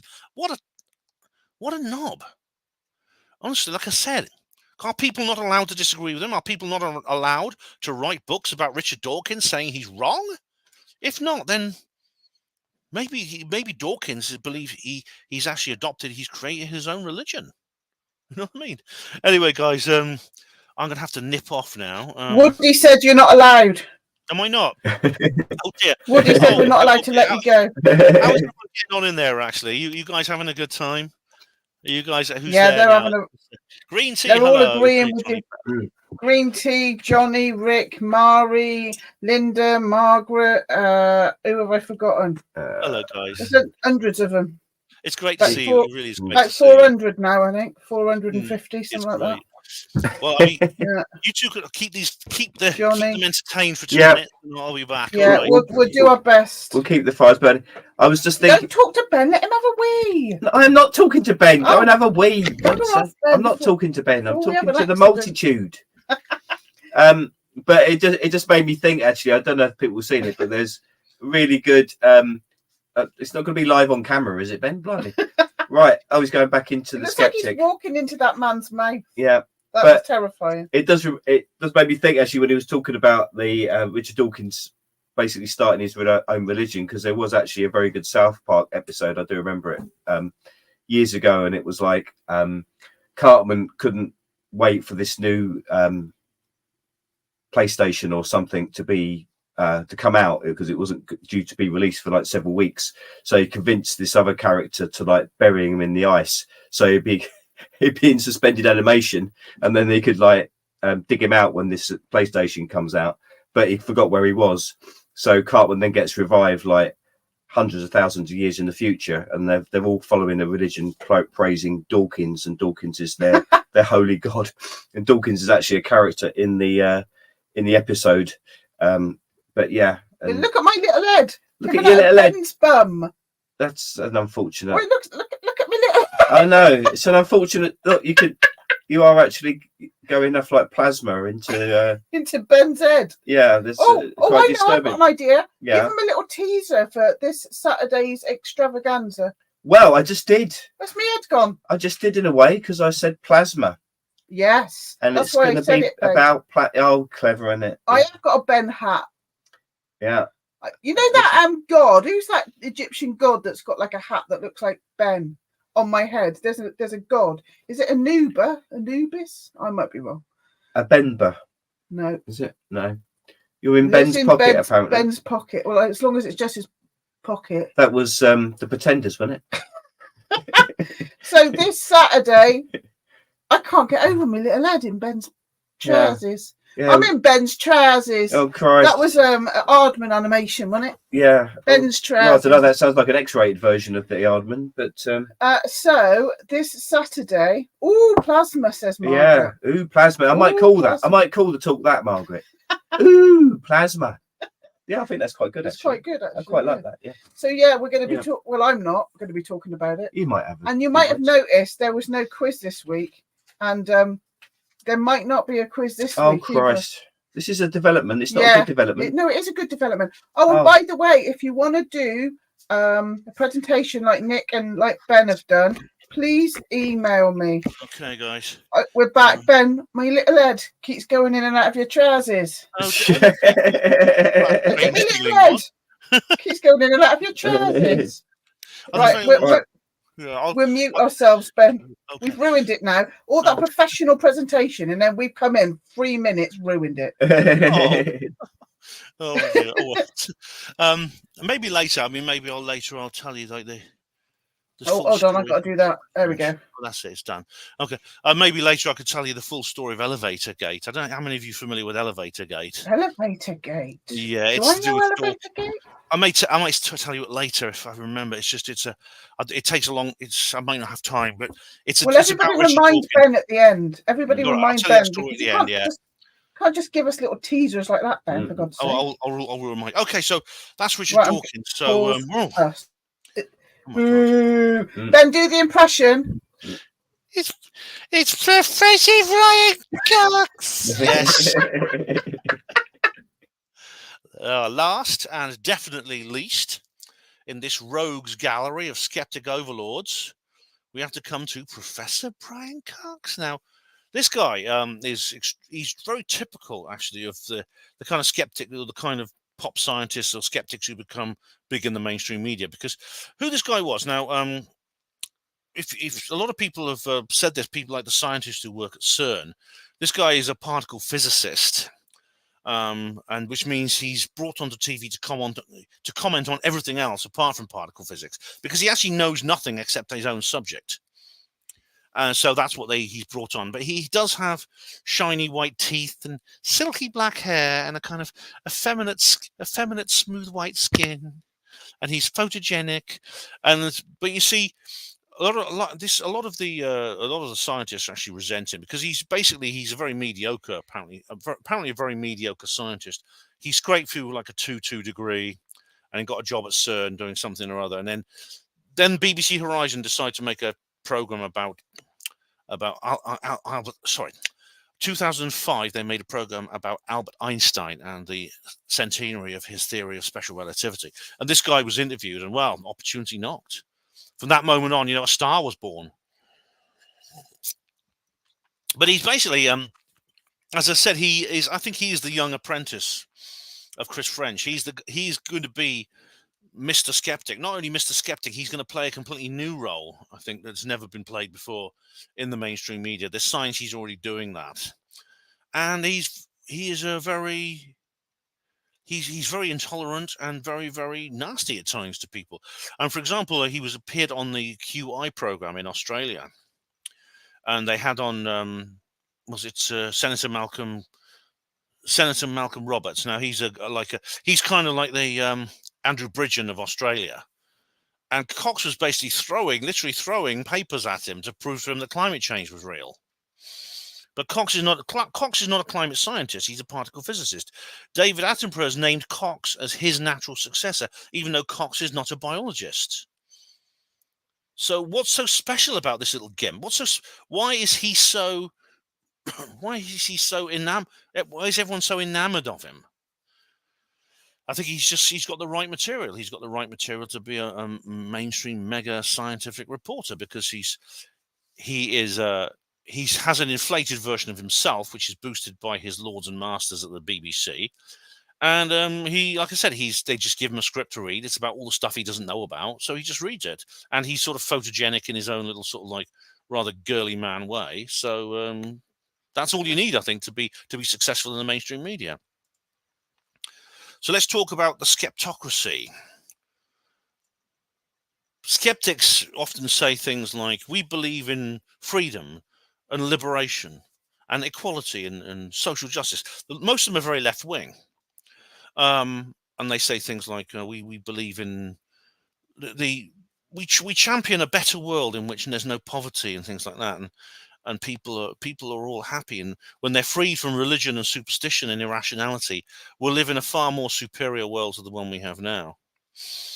Now, they may be right about that. I think more rationality is a good thing, and I think, as I said earlier, I think if skeptics want more rationality, they can start with themselves and not be irrational. However, they say things like they don't when it comes down to it, and you say things like, okay, well, do you believe in freedom for your opponents and people who don't agree with you? That's when they get shirty and they start saying, and they start umming and ahhing in some cases. In other situations, they literally say, if they're honest, they'll say, no, I believe that, for example, some of them, one of these guys on the JREF forum that I was debating with said that spiritualism should be banned, it should be outlawed, spiritualist churches should be shut down. And as you can see here, this refers to immediately, see, this is a funny story, this is a funny image of a psychic medium looking into a crystal ball and seeing a pair of handcuffs.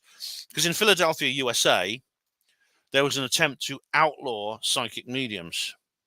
And the skeptics on the JREF forum were 100% behind it, even though I was there in my own way, pretending to be one of them, but being more libertarian, saying, well, it's what about freedom to worship and things like that? And they said, we don't we don't care about that. This is not worship. It's not a religion. It's a fraud. It's a scam. It should be closed down.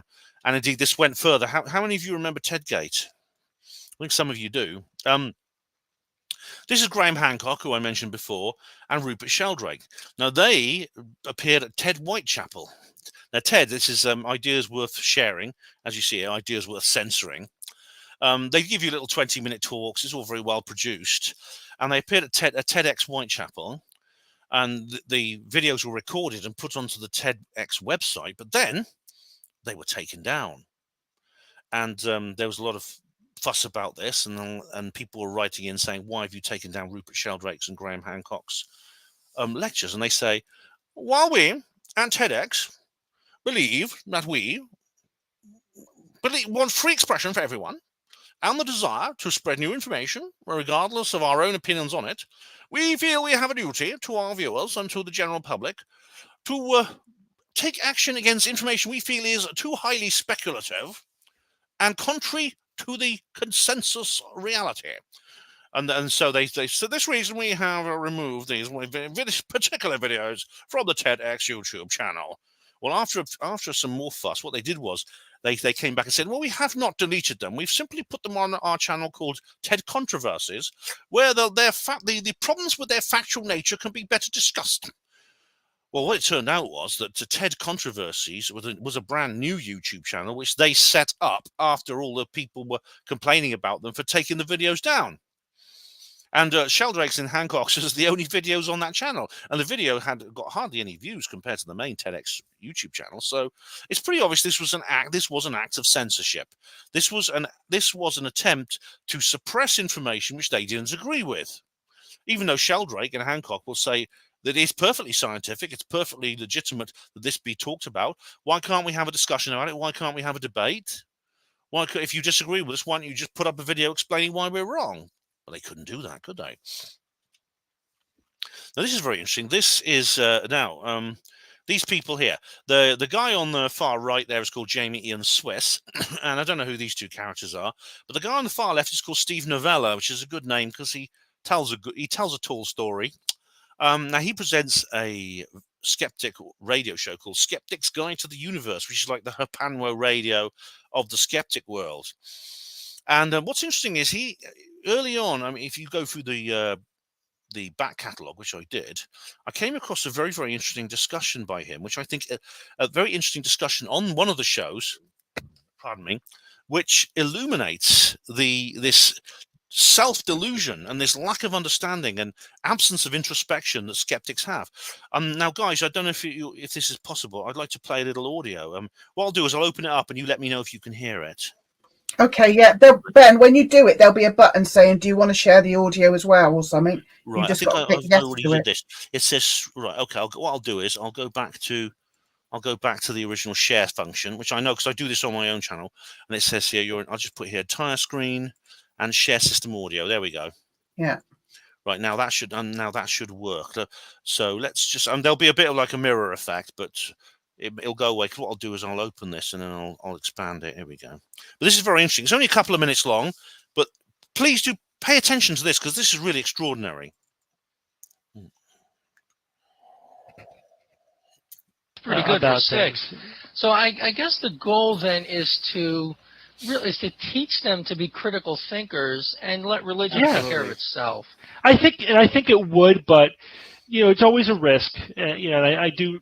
One secular humanist parent told me that they basically took the approach of what you just said: teach them to be critical thinkers, but basically say nothing about religion, and then their children will grow up and make up their own mind, which they're going to do anyway.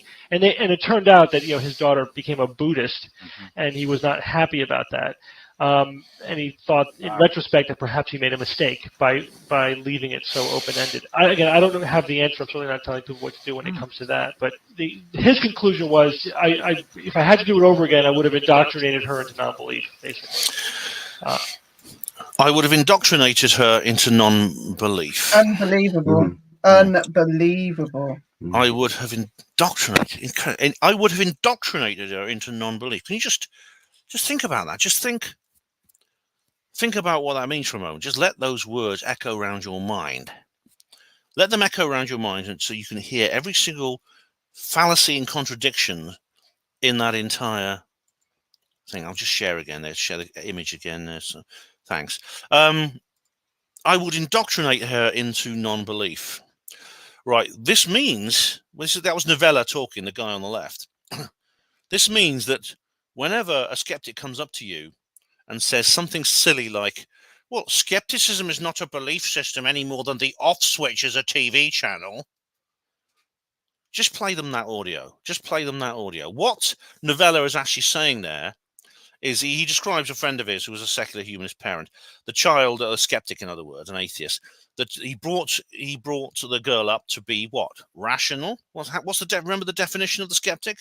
Rational, apportioning all claims to verifiable evidence, avoiding pitfalls of reason. And when her rational, skeptical, scientific, inquiring self decided that Buddhism was correct, what did he say? He said, well, I wouldn't have done that. I would have indoctrinated her into non-belief. What he's saying here is that I, as a skeptic, am confessing It's a confession. This is just extraordinary. It's a confession. It goes over their heads, the people on that radio show, and they don't even understand it. He's confessing that rationality, empiricism, science, and reason has to be suppressed in order to maintain the skeptic worldview. This is a cult. This is a belief system. This is an irrational view of the world and ideology, and they can't pretend it's not anymore. And Novella doesn't even realize that he and his friend are admitting to it.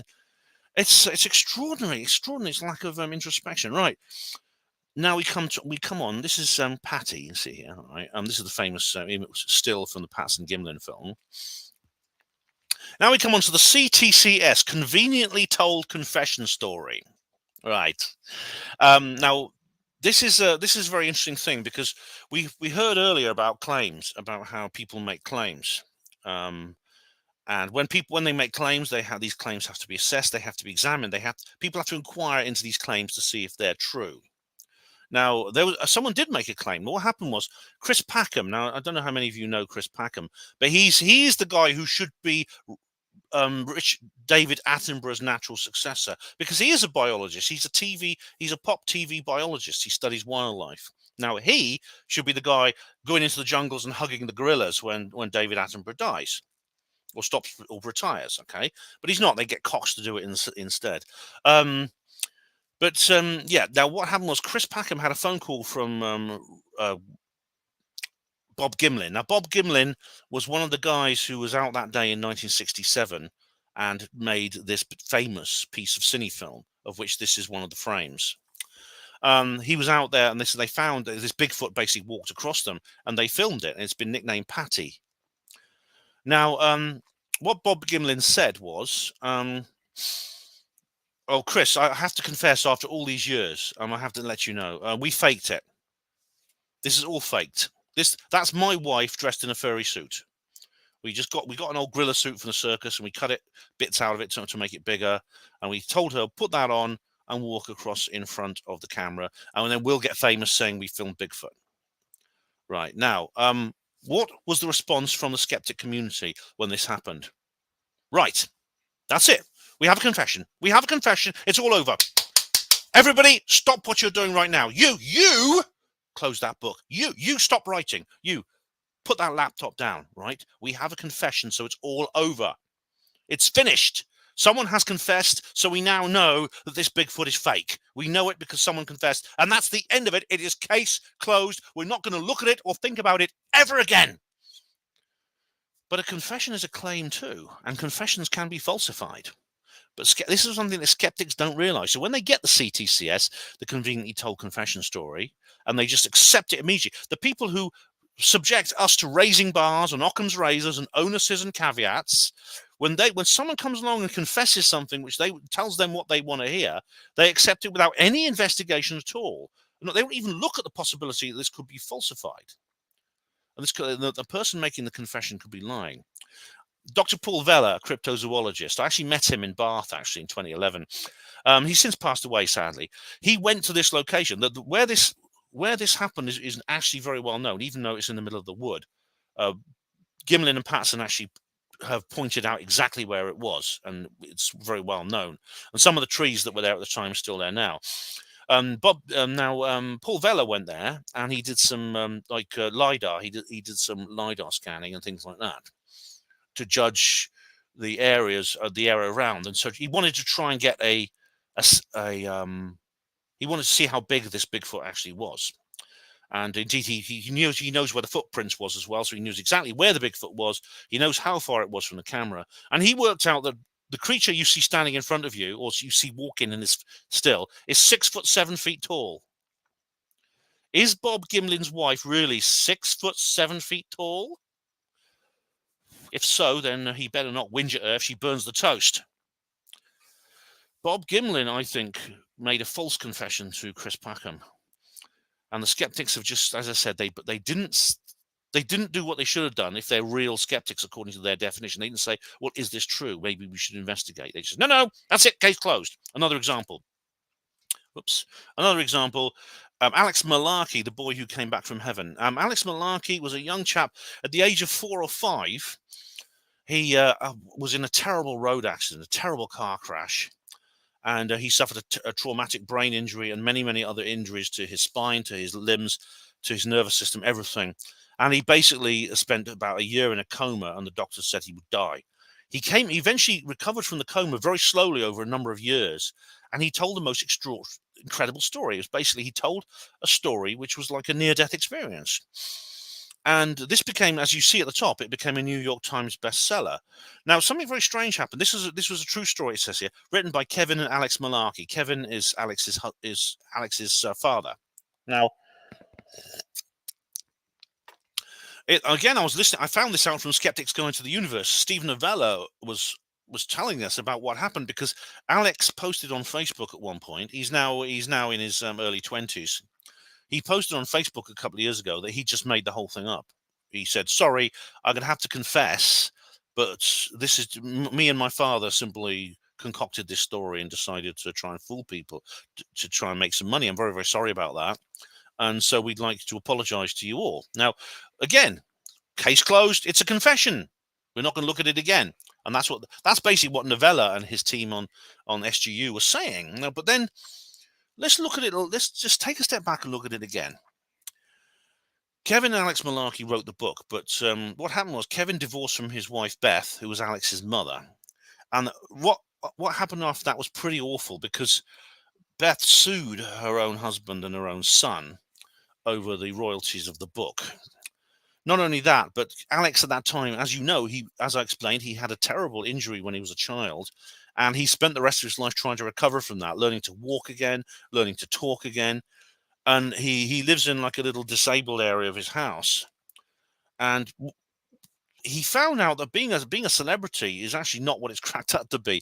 It's actually not the bed of roses that people think it is. For example, readers of the book who really loved it and adored it and thought it was really great, not meaning him any harm at all, found out where he lived, and they actually went to visit him unannounced without asking in advance. They used to go up and knock on his door and ask to speak to him. Again, not meaning any harm, but this, of course, is not the right way to do it. You don't do that to people in private. You don't invade their privacy like that. And as I said, he was very ill. He was emotionally, and his thoughts were, he was learning to think, basically learning to speak. He found this very, very difficult to deal with, as did his father. And I can't help wondering, at one point they just said, look, they both, maybe Kevin and Alex, got together and say, look, can we just roll this back? Can we just tell everyone we made it up, and then maybe we can try to live a normal life? And that's what I think might well have happened, although I don't know specifically. Now, another perfect example is Kate and Margaretta Fox. Now, in 1848, these two women, who were young girls at the time, claimed they were encountering ghosts in their farmhouse, and they went on to become very, very famous psychic mediums who toured the world, performing in front of audiences like Psychic Sally does. And they're credited with inventing spiritualism. Now, 40 years later, in 1888, they confessed, apparently, to making the whole thing up. And the skeptics, including Derren Brown, if you watch Derren Brown's seance, he begins by saying, look, the Fox sisters just made the whole thing up. They confessed they made the whole thing up. And so that's it. We don't need to really take it seriously anymore, without understanding that possibly their confession was also fabricated. The reason why, they were finding their lifestyle very, very difficult indeed. They were both married and they had children, but both their husbands were like threatening to divorce them. They were both experiencing a lot of emotional turmoil. They were both heavy drinkers. Maybe at some point they just said, look, let's just call this a day. If we can just tell everyone we just fake the whole thing, maybe they'll leave us alone and we can live the rest of our lives as normal people. I don't know this specifically, but that is why I believe possibly the Fox sisters falsified their confession. Either way, the very fact that this has not even been considered by the skeptics, I think is reason enough for me to make my point about the CTCS. Now, this is the bit you've all been waiting for. Is it a conspiracy, Ben? Are any of these people working for the government to suppress things to do with UFOs? Right, well, this is Dr. David Clark and Andy Roberts, who don't like me very much. Andy Roberts said that I had a serial killer vibe. when I infiltrated the Outer Limits magazine conference 2 years ago. What, David Jones? Yeah. The serial killer? Yeah, Andy Roberts did. He said the guy on the right, Andy Roberts. He said I had a serial killer vibe. Well, okay, if nobody knows what we're talking about, go and watch Ben Infiltrates OLM or whatever it's called, where he dresses up as Davy Jones. He looks like Mrs. Doubtfire. You don't look like a serial killer. I want Davy Jones to be resurrected. Oh, well, I used to do an amazing impression of Davy. You did. Oh, hello. I've never been to a UFO conference before. Davy Jones, sorry. Just one mention of Davy Jones and I'm off. Yeah. But I think you should get that made up on a t-shirt though, Ben. That I've got serial killer vibes. Yeah. I think with a picture of Davy Jones in his floppy hat. I think actually it sounds like a bit like a mashup between Psycho Killer by Talking Heads and Betty Davis Eyes by Kim Carnes. I can imagine that could work. Yeah. Which one said that? Yeah. Honestly, he might be there at ASAP, actually, Roberts. If he crosses my path again, I'm actually going to say to him, I'll just say very quietly to someone standing behind me when he's in earshot, has anyone seen my axe? Which one said it? The one on the right or the left? The one on the right, yeah.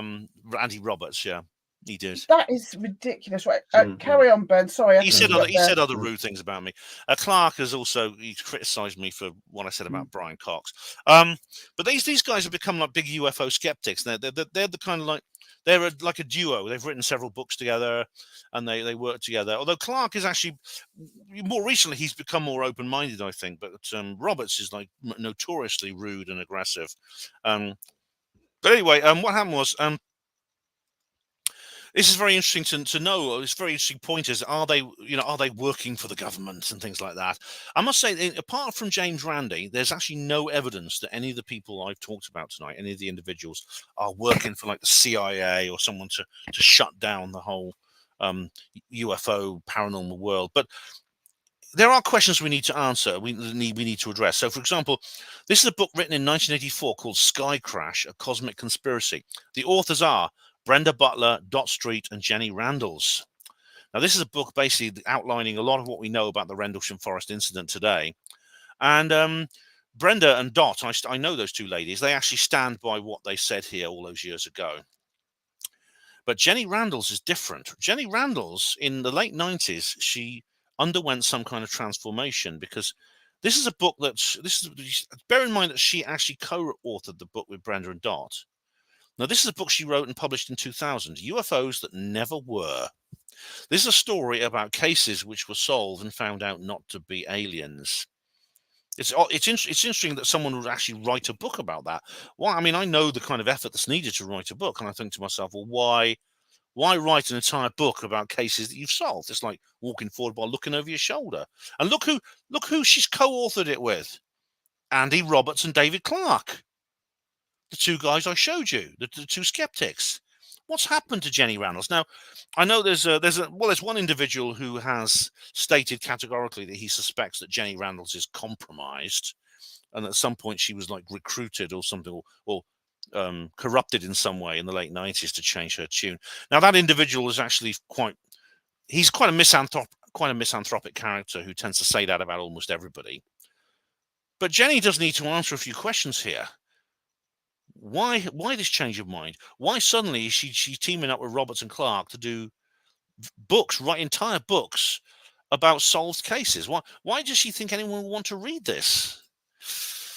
Anyway, I'll skip that and that. Right, Helen Duncan. Now, this is very interesting because I've had conversations with skeptics about Helen Duncan, and in fact, Frenchie, Professor Chris French, invited me a few years ago to do a talk at his own conference, which is called ASAP Seriously Suspicious.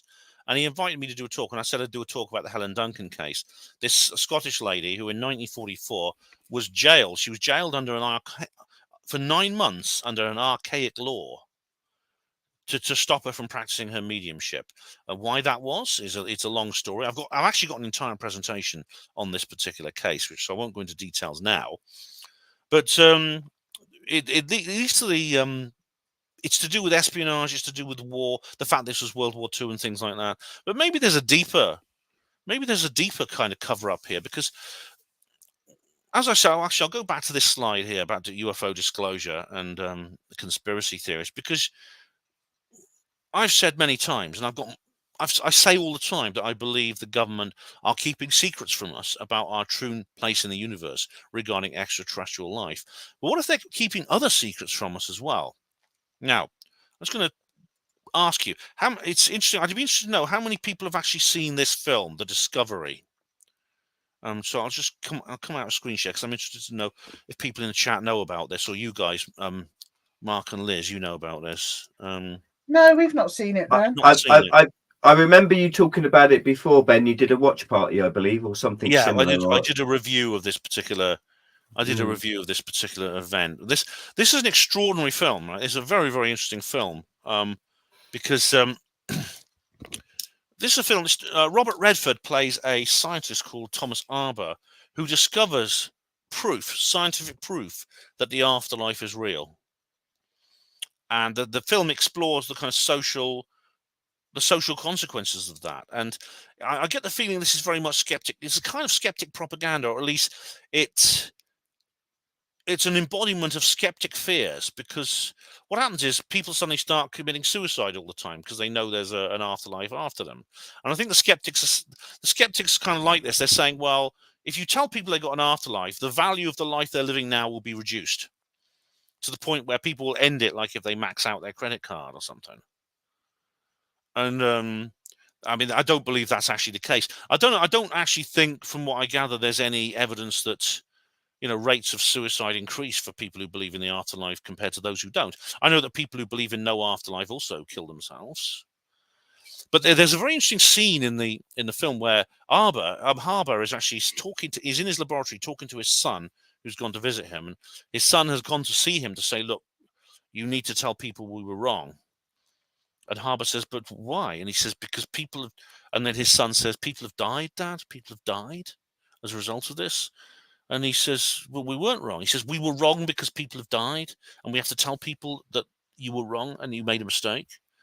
So what his son is saying to Robert Redford's character, Dr. Thomas Harbour, Dr. Harbour, is saying, even though you are right, you have to tell people you were wrong. And you have to tell people you were wrong and lie, because the consequences of your discovery are so terrible. Shame Oppenheimer didn't have the same mentality. Yeah, it's interesting because it's not the first time. It's not the first time that scientists have actually discussed this contradiction, this dilemma, that maybe what they discover and what they talk about, even if it's true, they shouldn't talk about. They shouldn't say, because there are social and political consequences. And of course, I've talked in great detail about why I believe that the government are keeping quiet the fact that we've been visited by aliens for that reason. But also, maybe this as well. Maybe they don't want us.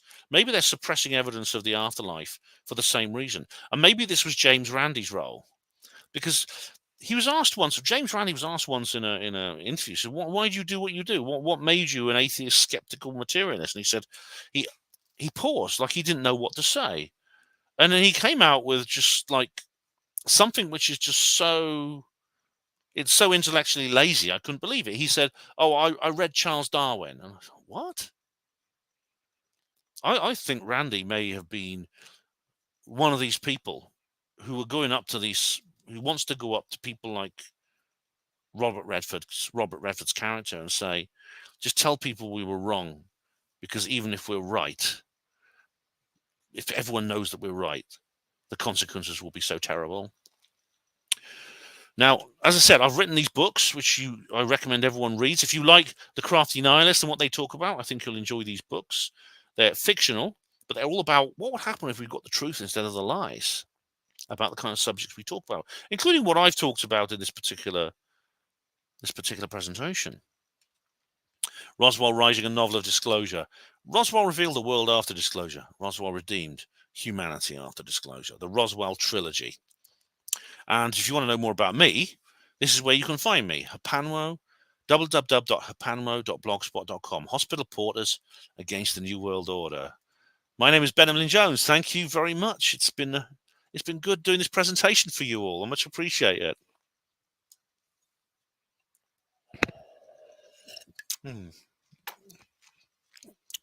So thanks, guys. Mary, Green Tea, Linda. Thank you, Ben. Things are falling on the floor. Oh, God, I go for a wee and everything goes bloody wrong. That was a badly timed wee. Badly timed wee, Liz. Oh, but I can't believe I've been talking for over 2 hours, or about 2 hours. Thanks, Ben. We really appreciate it. That was amazing, Ben. Such a good. You always give good, amazing talks. So we knew it was going to be amazing. Are you still up for a couple of questions, Ben, or do you need to shoot off? I can take a couple of questions. But first of all, elevator gate. Now, you wanted to know about elevator gate. Oh, yeah. Tell us. Thanks, Cosmic Twilight. Right. This became like a part of the conflict within the skeptosphere, because there are conflicts within the skeptic world. Like they don't agree with them. There's a lot of like divisions, which I talk about in the longer version of this presentation. But one of them, which I bring up in that presentation, I'll talk to you about now. Richard Dawkins got into an argument, like I said, with a skeptic called Rebecca Watson. Now, Rebecca Watson is already a controversial character because she's very much a radical feminist, and she runs a blog called Skepchicks, which is for like skeptical women. And she was at an event in Ireland, in Dublin. She was speaking at a skeptic conference in Ireland, and Richard Dawkins was there. And as what happens at these conferences a lot, they were up till about 4 a.m. drinking and just rabbiting and having an alcohol-fueled conversation. And then she complained because she went back to her room at 4 a.m. to get a bit of sleep before the next day began. And she said someone got into the lift with her, and they went up in the lift, and a man said to her, "I find you very interesting indeed. Would you like to come back to my room? We'll have a cup of coffee and have another talk." And it's like, obviously he was trying to seduce her. And Richard and Rebecca said, "Oh, guys, don't do that, because that's not very nice to do." And she was very much lambasted with a huge amount of hatred and abuse from the skeptic world. Now, I must say, I'm not on Rebecca Watson's I'm not on her wavelength. I'm a very harsh critic of feminism. And I would disagree with an awful lot of what she said. But, I must admit, it's not a very good game to get into a lift with a woman at 4 a.m. and try it on with her like that. I think it is probably pretty socially inept. And if I'd done something like that, I would have just apologized to her. Because she doesn't, to her credit, Rebecca doesn't name the man who was in the lift with her. And I would have... and I suppose if I'd been that person, I'd have just written to her privately and apologized if I'd ever done something as ham-fisted as that. But now Richard Dawkins wrote an article called "Dear Muslima" as a result, in which he I can't remember, it's incredibly sarcastic, scathing attack against Rebecca Watson, accusing her of first world problems and moaning about first world problems and things like that. And this results into a massive conflict between Rebecca Watson and Richard Dawkins, to the point where people are saying, they're kind of putting two together and saying the man in the lift probably was Richard Dawkins, which is sounds like it, doesn't it? Yeah. So basically, Richard, it's extraordinary. It's extraordinarily narcissistic when you think about it, that a married man in his 70s could get into a lift with a woman half his age at 4 a.m. when they're both drunk and get stroppy when she won't shag him. I mean, what? I mean, how dare he? I mean, even though I'm not a supporter of Rebecca Watson, but I can't help sympathising with her in this case. So basically, this isn't. If that indeed was Dawkins, or even if it's not actually, I can't help thinking that he must be some kind of damn megalomaniac to think he could do something like that. Anyway, he doesn't like any criticism, though, does he, Ben? That's how he attacks everybody. Exactly. He can't take anything like that. Exactly. That is what elevator gate is. Right. Margaret said, "What was the other gate mentioned?" I can't remember another gate mentioned. Was there another gate mentioned? Did I mention it? I didn't mention anything else called gate. There are all kinds of things called gate, of course. I can't remember. Cosmic Twilight's asking, yes, I am going to go and see David Icke. Yes, he's appearing in Oxford. Yeah, I'm looking forward to that. We'll be there as well. We'll be there as well. Yeah. All right, you're going to the Oxford one or to one of the others? Oh, Yeah, Nick's going as well. Hey, excellent. Yeah, we're trying to get all the other lot. Like, is that Nick Hayes? Yeah. No, Cosmic. Oh, all right. Oh, that Nick. Yeah. Cosmic. All Yeah. right. Oh, brilliant. So, I mean, I was thinking, Ben. Really, I mean, basically, well, Liz and I were saying the same thing, but I think you make I think this is really comes out in your talk, but as you say, in the what they say the definition of skeptic should be, you don't have any argument with it, and basically we're skeptics, in terms of the narrative which has been put upon us and stuff in the media. We're the skeptics because we're the ones picking it apart and saying, hang on, that doesn't make any sense. What, prove it. Where's your evidence? You're not providing a scientific basis, really. You say you are, but it's just, coming up with like lots of fallacies and, strange stories. We're the skeptics, really. Well, this is what I say. If you apply that definition, then really we could just simply turn the issue completely against them and say, well, look, we're the skeptics, you're the believers. But you see, because they don't understand that about themselves, they don't really realize who they are. There seems to be people who don't have that introspective power that they could go around saying, well, we're the rational ones. The person, for example, if I came up to you and said, look, I've got some photographs of UFOs to show you, and I was out the other night and I photographed this flying saucer. Now, the rational thing to do, and the real skeptic would say, oh, let me see these photographs. Do you mind if I take these with me to a laboratory and study them? Perhaps we could go back another day and see if we can film them again. Maybe they'll come back to the same spot and things like that. That's the rational thing to do. That, to me, would be the ultimate skeptic. But what happens is, if someone if you hand someone these photos of UFOs and say, I've discovered these UFOs, and I've actually got evidence for them, they'll say, the person then just turns away and said, take those photographs away from me. I don't want to see them. I know they're not real. I just know it. I can just feel it. I can sense they're not real and aliens don't exist, and that's the end of it. Now, the second person would be considered a better skeptic than the first. Yeah. Which tells you everything, doesn't it? They'll consider the arrogance, isn't it? It's ultimate arrogance. Exactly, yeah. So I know the answer to this, Ben, but some other people might. What is something that you've potentially changed your mind on? I think I know the answer to this. Well, there's a few things. For example, I started looking into the Hollow Earth thing for a while, and I decided that there was nothing to it in the end. But there's several things I used to talk about I don't talk about anymore. I mean, I can't. What are you thinking of, Liz? The moon landing, Ben. Right. Yeah. Did you have a big U-turn on that one? No. I believe. I thought you believed in it, and now you don't. Oh, right. Well, I did believe in it. I did believe in it when I was like a teenager and a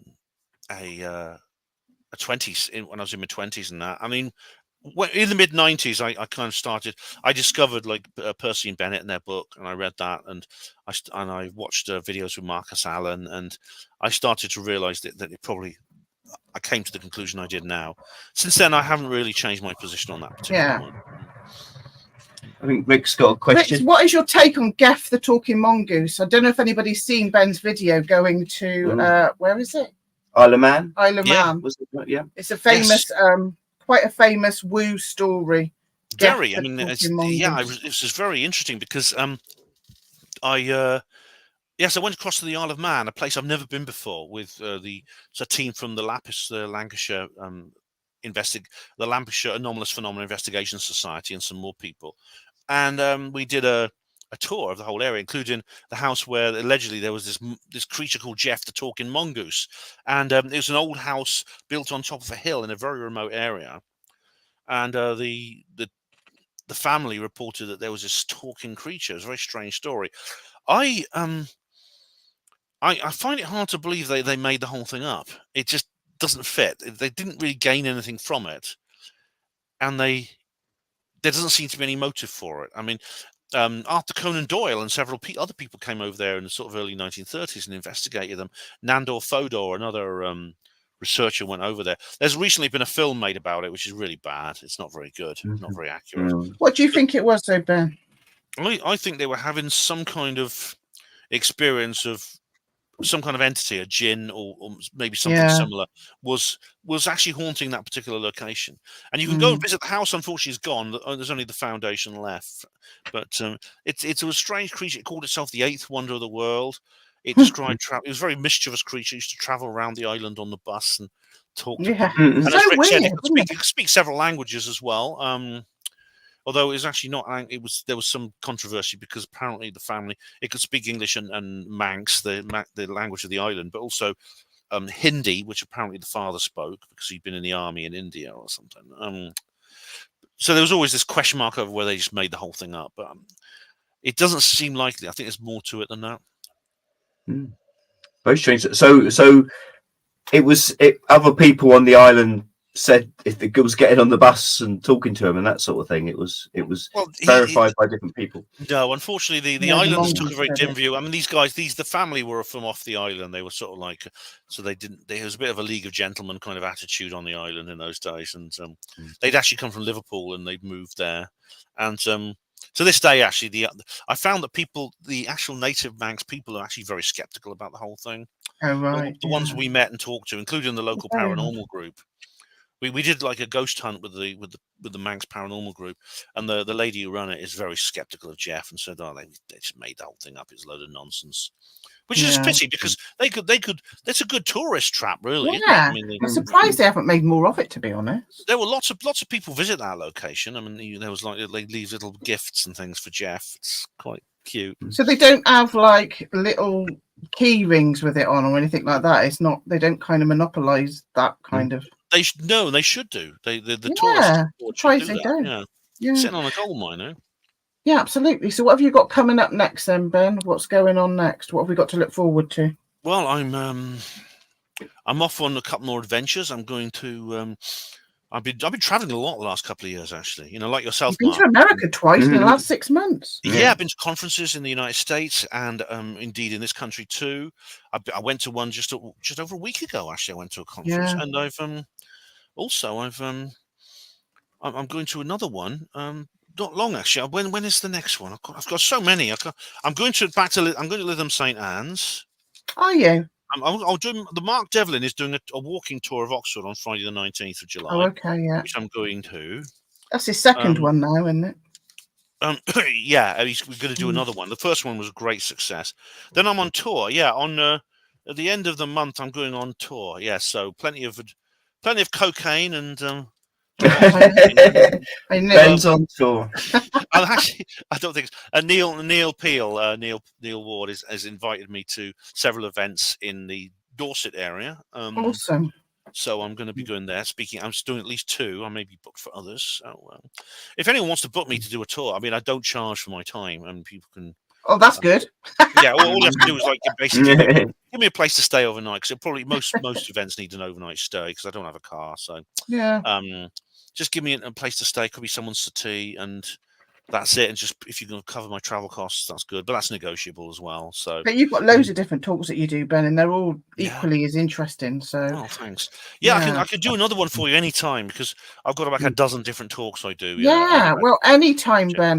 Thanks, Ben. Yeah, we appreciate it. We really do. Green Tea's just asking a question actually about your travels because Green Tea is resident in the US, and she's saying, what did you find most different in the US from the UK? Oh, an awful lot, Green Tea. And then what's more, within the United States, I know there's an awful lot of variety. For example, Indian Wells in Southern California, where I went a couple of weeks ago to the Contacting the Desert, that's very different from Las Vegas, where I went to Stairway to the Stars. It's actually a much nicer place than Las Vegas, much more pleasant. Hotter, though, very hot. It's not for people who don't. I mean, Rhiannon won't like it. I would have hated it. Yeah. No, I would have hated it. Luckily, if you're indoors, everyone has air conditioned. Luckily, but if you go outside, it's so hot. It's I couldn't have coped. But I didn't even like last Wednesday. It was hot. I mean, honestly, though, there's a lot that's different. One of the things that's, for example, I'll just give you an example. Green Tea. The toilet bowls have far more water in them in America than they do in Britain. They're literally like great big. They have like about 6 or 7 liters of water in the toilet bowl. When you flush it, it's like much more water, and it's like, yeah. That's just an example. I mean, I can't think of any more right now. That's a crucial cultural difference. What's the best pub in Oxford? Rick said. bringing you closer to home. Do not say is- Weatherspoons. No, it's funny enough. It's not. It's called the famous Bullnose Morris, and it where's is that? on. It's in Blackbird Leys, which is it's actually not far from where I live. It's on Garsington Road. Is that the one we went to? No, I don't know. We've never been there. We went to a different part of Oxford. We were near the city centre in St Clements. That was a nice one. That's Port Mahon. That's a very yeah. nice one. But yeah, there's loads of lovely pubs in Oxford, and there's a couple of Weatherspoons, of course. Yes.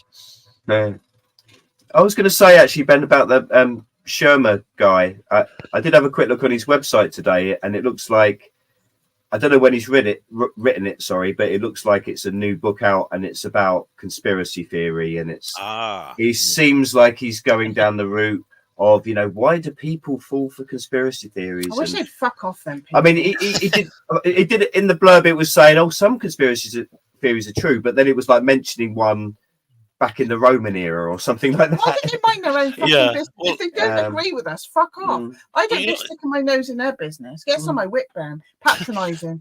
Well, this is why that's basically why I do this talk, to kind of like try and just pick them apart and try and make people realize why they're wrong. Again, why does it matter? Why are they wrong? Why does it matter? And that's why. But you know what? It's funny. It's very en vogue at the moment to attack conspiracy theorists specifically, and the reason is because Don Jolly nonsense. Oh, Don Jolly's another one. Yeah, the reason is because our ideas are becoming much more widespread. That's the reason. And all the paid for people are coming out of the woodwork. If you ask some of them are. Yeah, I mean, the thing about it is when I was at this event on Saturday I went to in London. There were two brand new books about conspiracy theories on sale, and one of them was called "How Not Was It." They both had swear words in the titles, so they sounded very very angry. One was called "Conspiracy: A History of Bollocks Theories and How Not to Fall for Them," and there was another one called "The Science of the Post-Truth: How Bullshit Conquered the World." And there was Frenchies. Frenchies wasn't actually about conspiracies, but it was called "The Science of Weird Shit." So it seems it's now particularly acceptable. You can now swear in book titles. Well, as long as it's about us, yeah. No, to be fair, if you can do that, then where's my pen? Yeah. But I mean, the thing is, as well, like you're saying, probably another reason why they are going on the attack is because there's things like I've just started to read about plasma for my talk next Saturday. But there is so much in cutting edge science, which is showing that things aren't, ordered, and there's all these things behind the material world that you can see and feel. So much in modern science is backing up what the woo stuff is talking about, really. Yeah, I mean, the perfect example is parallel universes. I mean, even Cox will admit this. Serious scientists are now. It began like in the 50s with Everett and people like that, but it's now becoming very mainstream that the only way to explain the workings of the universe is that if there are many other universes, possibly an infinite number, in which the laws of physics are slightly different in those. They talk about the holographic universe as well, don't they, nowadays? Oh, that's Michael Talbot, the holographic universe. This is something that woo-woos have been saying for millennia. Yeah, and now, and they've been saying, and even now, serious scientists are talking about there's the hologram theory, which is again Michael Talbot is a proponent of this, which is that it's evolved into kind of the simulation theory, which is not new. I mean, this is essentially what Plato talks about with the cave. Yeah, exactly. Hinduism as well. Our very experience and our very experience of this universe is in some way a construct. And indeed, looking at subatomic particles, they appear to be like that. I mean, they've been described as concentrated bits of information. Because we know that, like, when you get down to that level, the laws of physics are so different that if you could use illustrations to try and explain with like superposition and cats that are dead or alive and things like that, because it's so extraordinarily weird once you get down to the subatomic level, quantum physics. I also think that because so many people have woken up, I'm not abashed to say that. I know some people say, oh, for want of a better word, I know I'm not censoring myself. I'll say what I bloody want. Because in my opinion, so many people have woken up since the COVID 1984 shite. Yeah. They are doubling down on their bought and paid fors, like, Dawkins, the bought and paid fors. I mean, they are. Whoever they're bought and paid for, we've all got our own opinions on that. But they're kind of come on, we need to be more aggressive now because the cat's out the bloody bag and people are beginning to see what is actually going on. So we need to go in there with our guns blazing. That's why they're getting literally more aggressive, you know. Yeah. Not with their literally guns warfare. blazing sensors, in Minecraft. But Yeah. yeah, exactly. I mean, this you see. So, firstly, the state. This is why they're doing this to Richard D. Hall, and they're Exactly. this is why they did this to Alex Jones. I predicted during the Alex Jones trial. Exactly. I said they're going to try the same thing in other countries. I said they'll go for David Icke. Yeah, that's what we thought. Yeah, because he's like probably the biggest name over here, but instead they picked on Richard. But I mean, they could do. They may well pass laws which will mean all of us can. Well, they are, aren't hit they? by these litigious paramilitaries, these this outsourced lawfare. The moment we say something that doesn't fit in with the conformist norm, and indeed, well, they've got some strong sellotape for my gob, Ben. I tell you. Oh God, no, nothing will shut you up, Liz. No, it won't. But you know what? Right. They won't succeed, but they're going to try, and it's going to be very, very difficult because it's not just obviously it's the state actors and the people in the knowledge, but it is the people, the ideologues, the people among the hoi polloi who are ideologically committed, as I said earlier, the people who call themselves skeptics, but they're not working for any dark forces. They are ideologically committed to maintaining the conformist norm for their own personal reasons. But they are useful. They're useful idiots for work of a different. They don't like to lose face, I think. We've had that in our own personal life with people that we know. It gets to the point where something's so blazingly obvious, but they will never say, "Oh yeah, I see what you mean," because they've lost face. Yeah, I mean, this is. I mean, I talked about this. I mean, there's nothing wrong with talking about this publicly because he has. When I was at the Lapis conference, I bumped into John Hansen, and a man who owes me a massive apology, and he knows it, and because he said publicly to many horrible things about me, which have turned out not to be true, but he won't apologize because it's too much. It is, as you said, it's too much to backtrack, and his ego won't let him. Exactly, his ego. Yeah, they can't lose face. So he's just doubling down because it's the only thing he can do because he's too up himself to do that. I, on the other hand, I hope if I did something wrong, I'd just simply apologize for it. Like I would if I was if I ever did something as stupid as Richard Dawkins with Rebecca Watson, I would just contact her and say, "I'm really sorry. I didn't mean any harm. I was just drunk and tired, and But the truth will come out eventually, Ben. It's already starting to. And it's like a massive, it's breaking the dam. And once the dam's broke, they're going to be drowned. Yeah, every single thing that they've done, going back to COVID and things like that, every single thing the bad guys have done to try and shut us down has backfired. Yeah, and it hasn't worked. And I have faith, for want of a better word, I have faith that things they try in the future will also fail. Because they're having to do it quicker and bigger, so it stands out like a sore thumb now. This is why they wanted to go. They went like, I think the COVID situation was almost like an emergency situation for them. Yeah, and it didn't work. This is why they stopped it very suddenly in November 2021. Literally within 3 weeks, it was forgotten. This has been the central issue of the entire world. Then it just suddenly it's gone. It's just it's all okay. Memory hole. Fine. Take that mask off. It never worked anyway. And they just stopped talking about it. Like, we're going to bloody forget it. Of course, we're not going to forget it. Try and forget that. What is it? 9 ambulances today, Mark? Something like that, yeah. So you're hearing more ambulances too, yeah. We live nowhere near. We live nowhere near a hospital. 17 was my biggest count. I used to hear 2 a month. Not even that. We can't be too explicit on YouTube, but basically, people seem to be more ill than they used to be. I don't think there's going to be any study which will use people who have not taken a certain medication as a control group. Because they know that if that happens, it will reveal that it is this medication which is the cause. Yeah, people took a certain medication and it has terrible side effects. Well, we're starting to see it now. Yeah, amongst people that I work with. I've given up my job. Maybe effects, not side effects. Yeah, exactly. I don't know anyone who took this medication has not suffered some kind of side effect. I mean, my own family, my brother and my father, both were ill afterwards. Oh, really?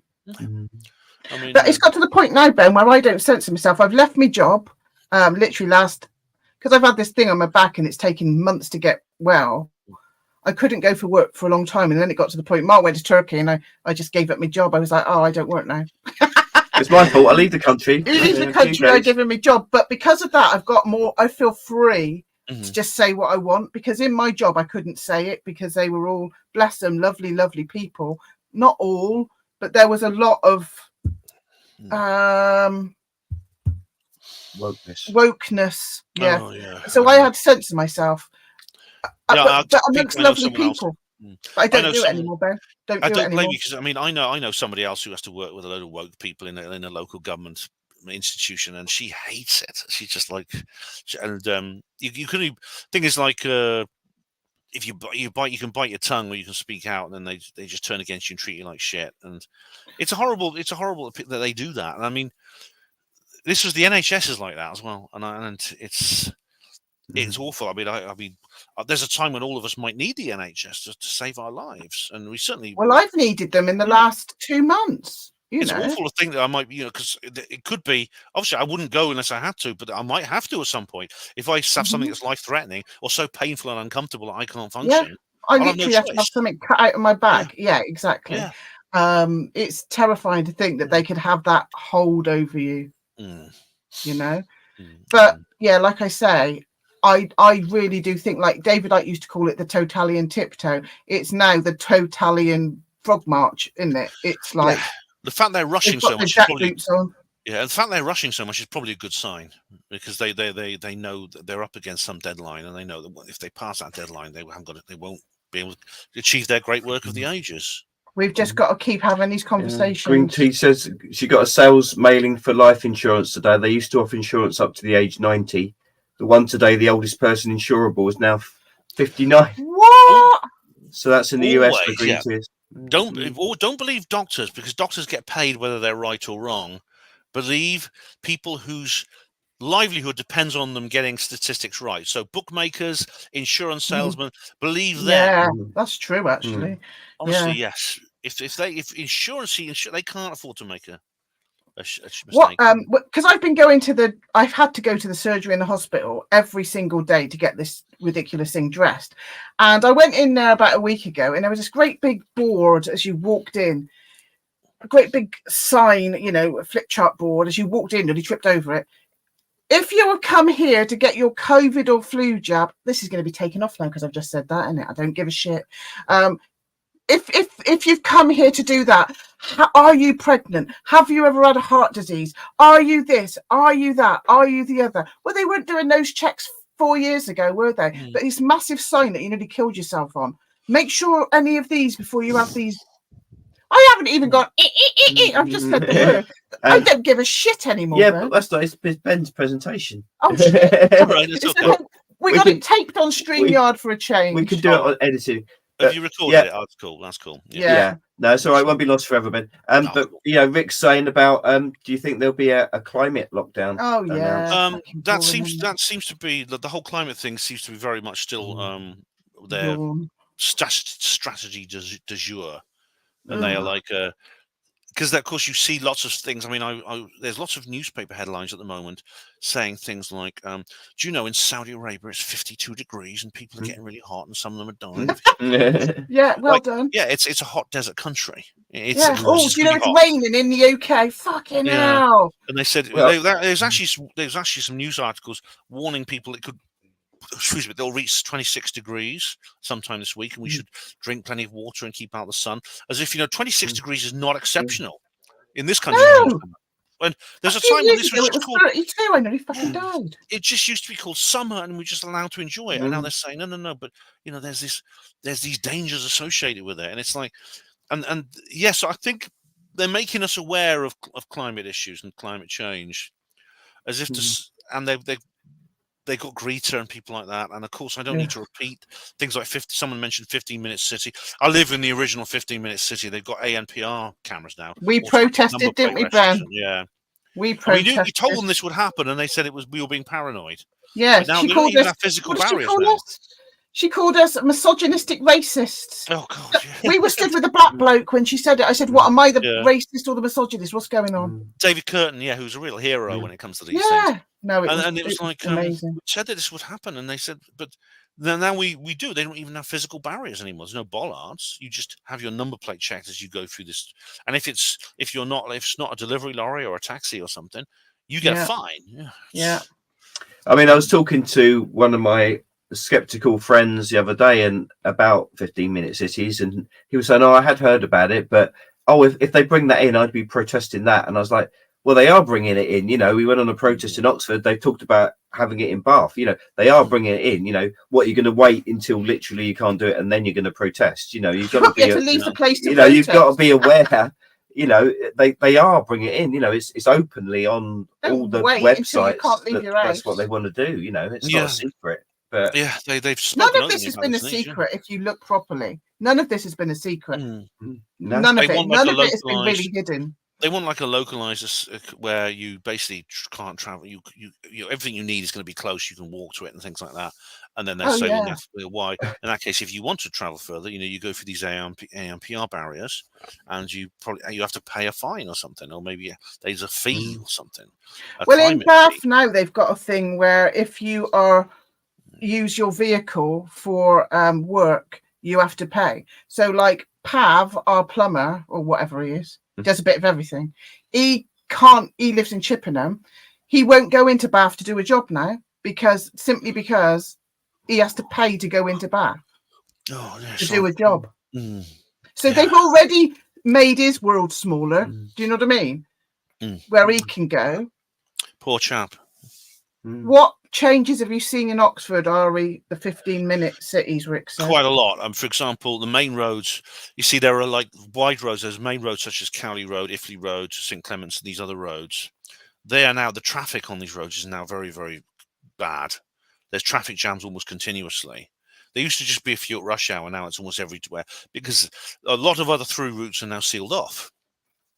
We've got 20-mile-an-hour zones everywhere around here, which makes it really difficult to get into work. On the main roads, you'd be lucky if you get up to 2 miles an hour on the main roads.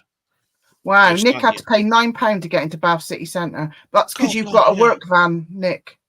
It's like the ULEZ in London. It's like the ultra low emission zones where you know, and indeed there's even there are areas of Oxford where only electric vehicles can go now. That's in the city centre. There's only a couple of streets, but only electric vehicles are allowed down those streets. Really? Electric vehicles with those batteries that catch fire and they torch the car in like 5 minutes. Anyone sitting in the car gets cremated. You know. Have you seen what they're doing? The protesters, they're building bat boxes on those ULEZ things because you're not allowed to take a bat box down. Yeah, yes, that's good. That they're the what do they call themselves? Not the Men in Black. I forgot the name they call themselves, but they're really, really real heroes. Good for them. They're the ones, you know, getting off their arse, going out there and doing something. They're called Blade Runners, isn't it? Blade Runners. Yeah. DJ says B&Q have a solution for around £100. Yeah, that's right. I think you might be thinking on those lines. In Minecraft, but you know, yeah. yeah. All right, Ben, we'll let you go because we've kept you too long, but thank you so much. Yeah, you're a legend, Ben. Yeah, we always love your talks, and we've got you now. We've got you on here. Yeah, so it's been great fun. Obviously, tell everybody where they can find you, Ben. They probably already know. Hospital Porters Against the New World Order, HPANWO. Just Google that, and you'll find my material. There's an awful lot there to go through because I've been doing this since 2006, like I said. Yeah. So, but guys, it's been great to talk to you. Thanks so much, Ben. We really appreciate it. Thank you very much, my friend. Thanks, and everyone in the chat box. Thank you very much as well. We all love you, Ben. You're doing a sterling job, and you're one of the most kind, honest people on here. So just keep being you, okay? Yeah. Thanks, guys. Thank you very much. We love you to bits. You're a legend. Too. Thank you. Thanks, Ben. All right, everybody. Thanks, everybody. We'll hopefully see you Saturday. Where Mark's going to talk about plasma, and I'm just going to sit there doing some painting. Well done, Liz. See you. Well done, Liz. Bye-bye. All right, guys. Bye. Bye. Thanks, Ben. Thank you.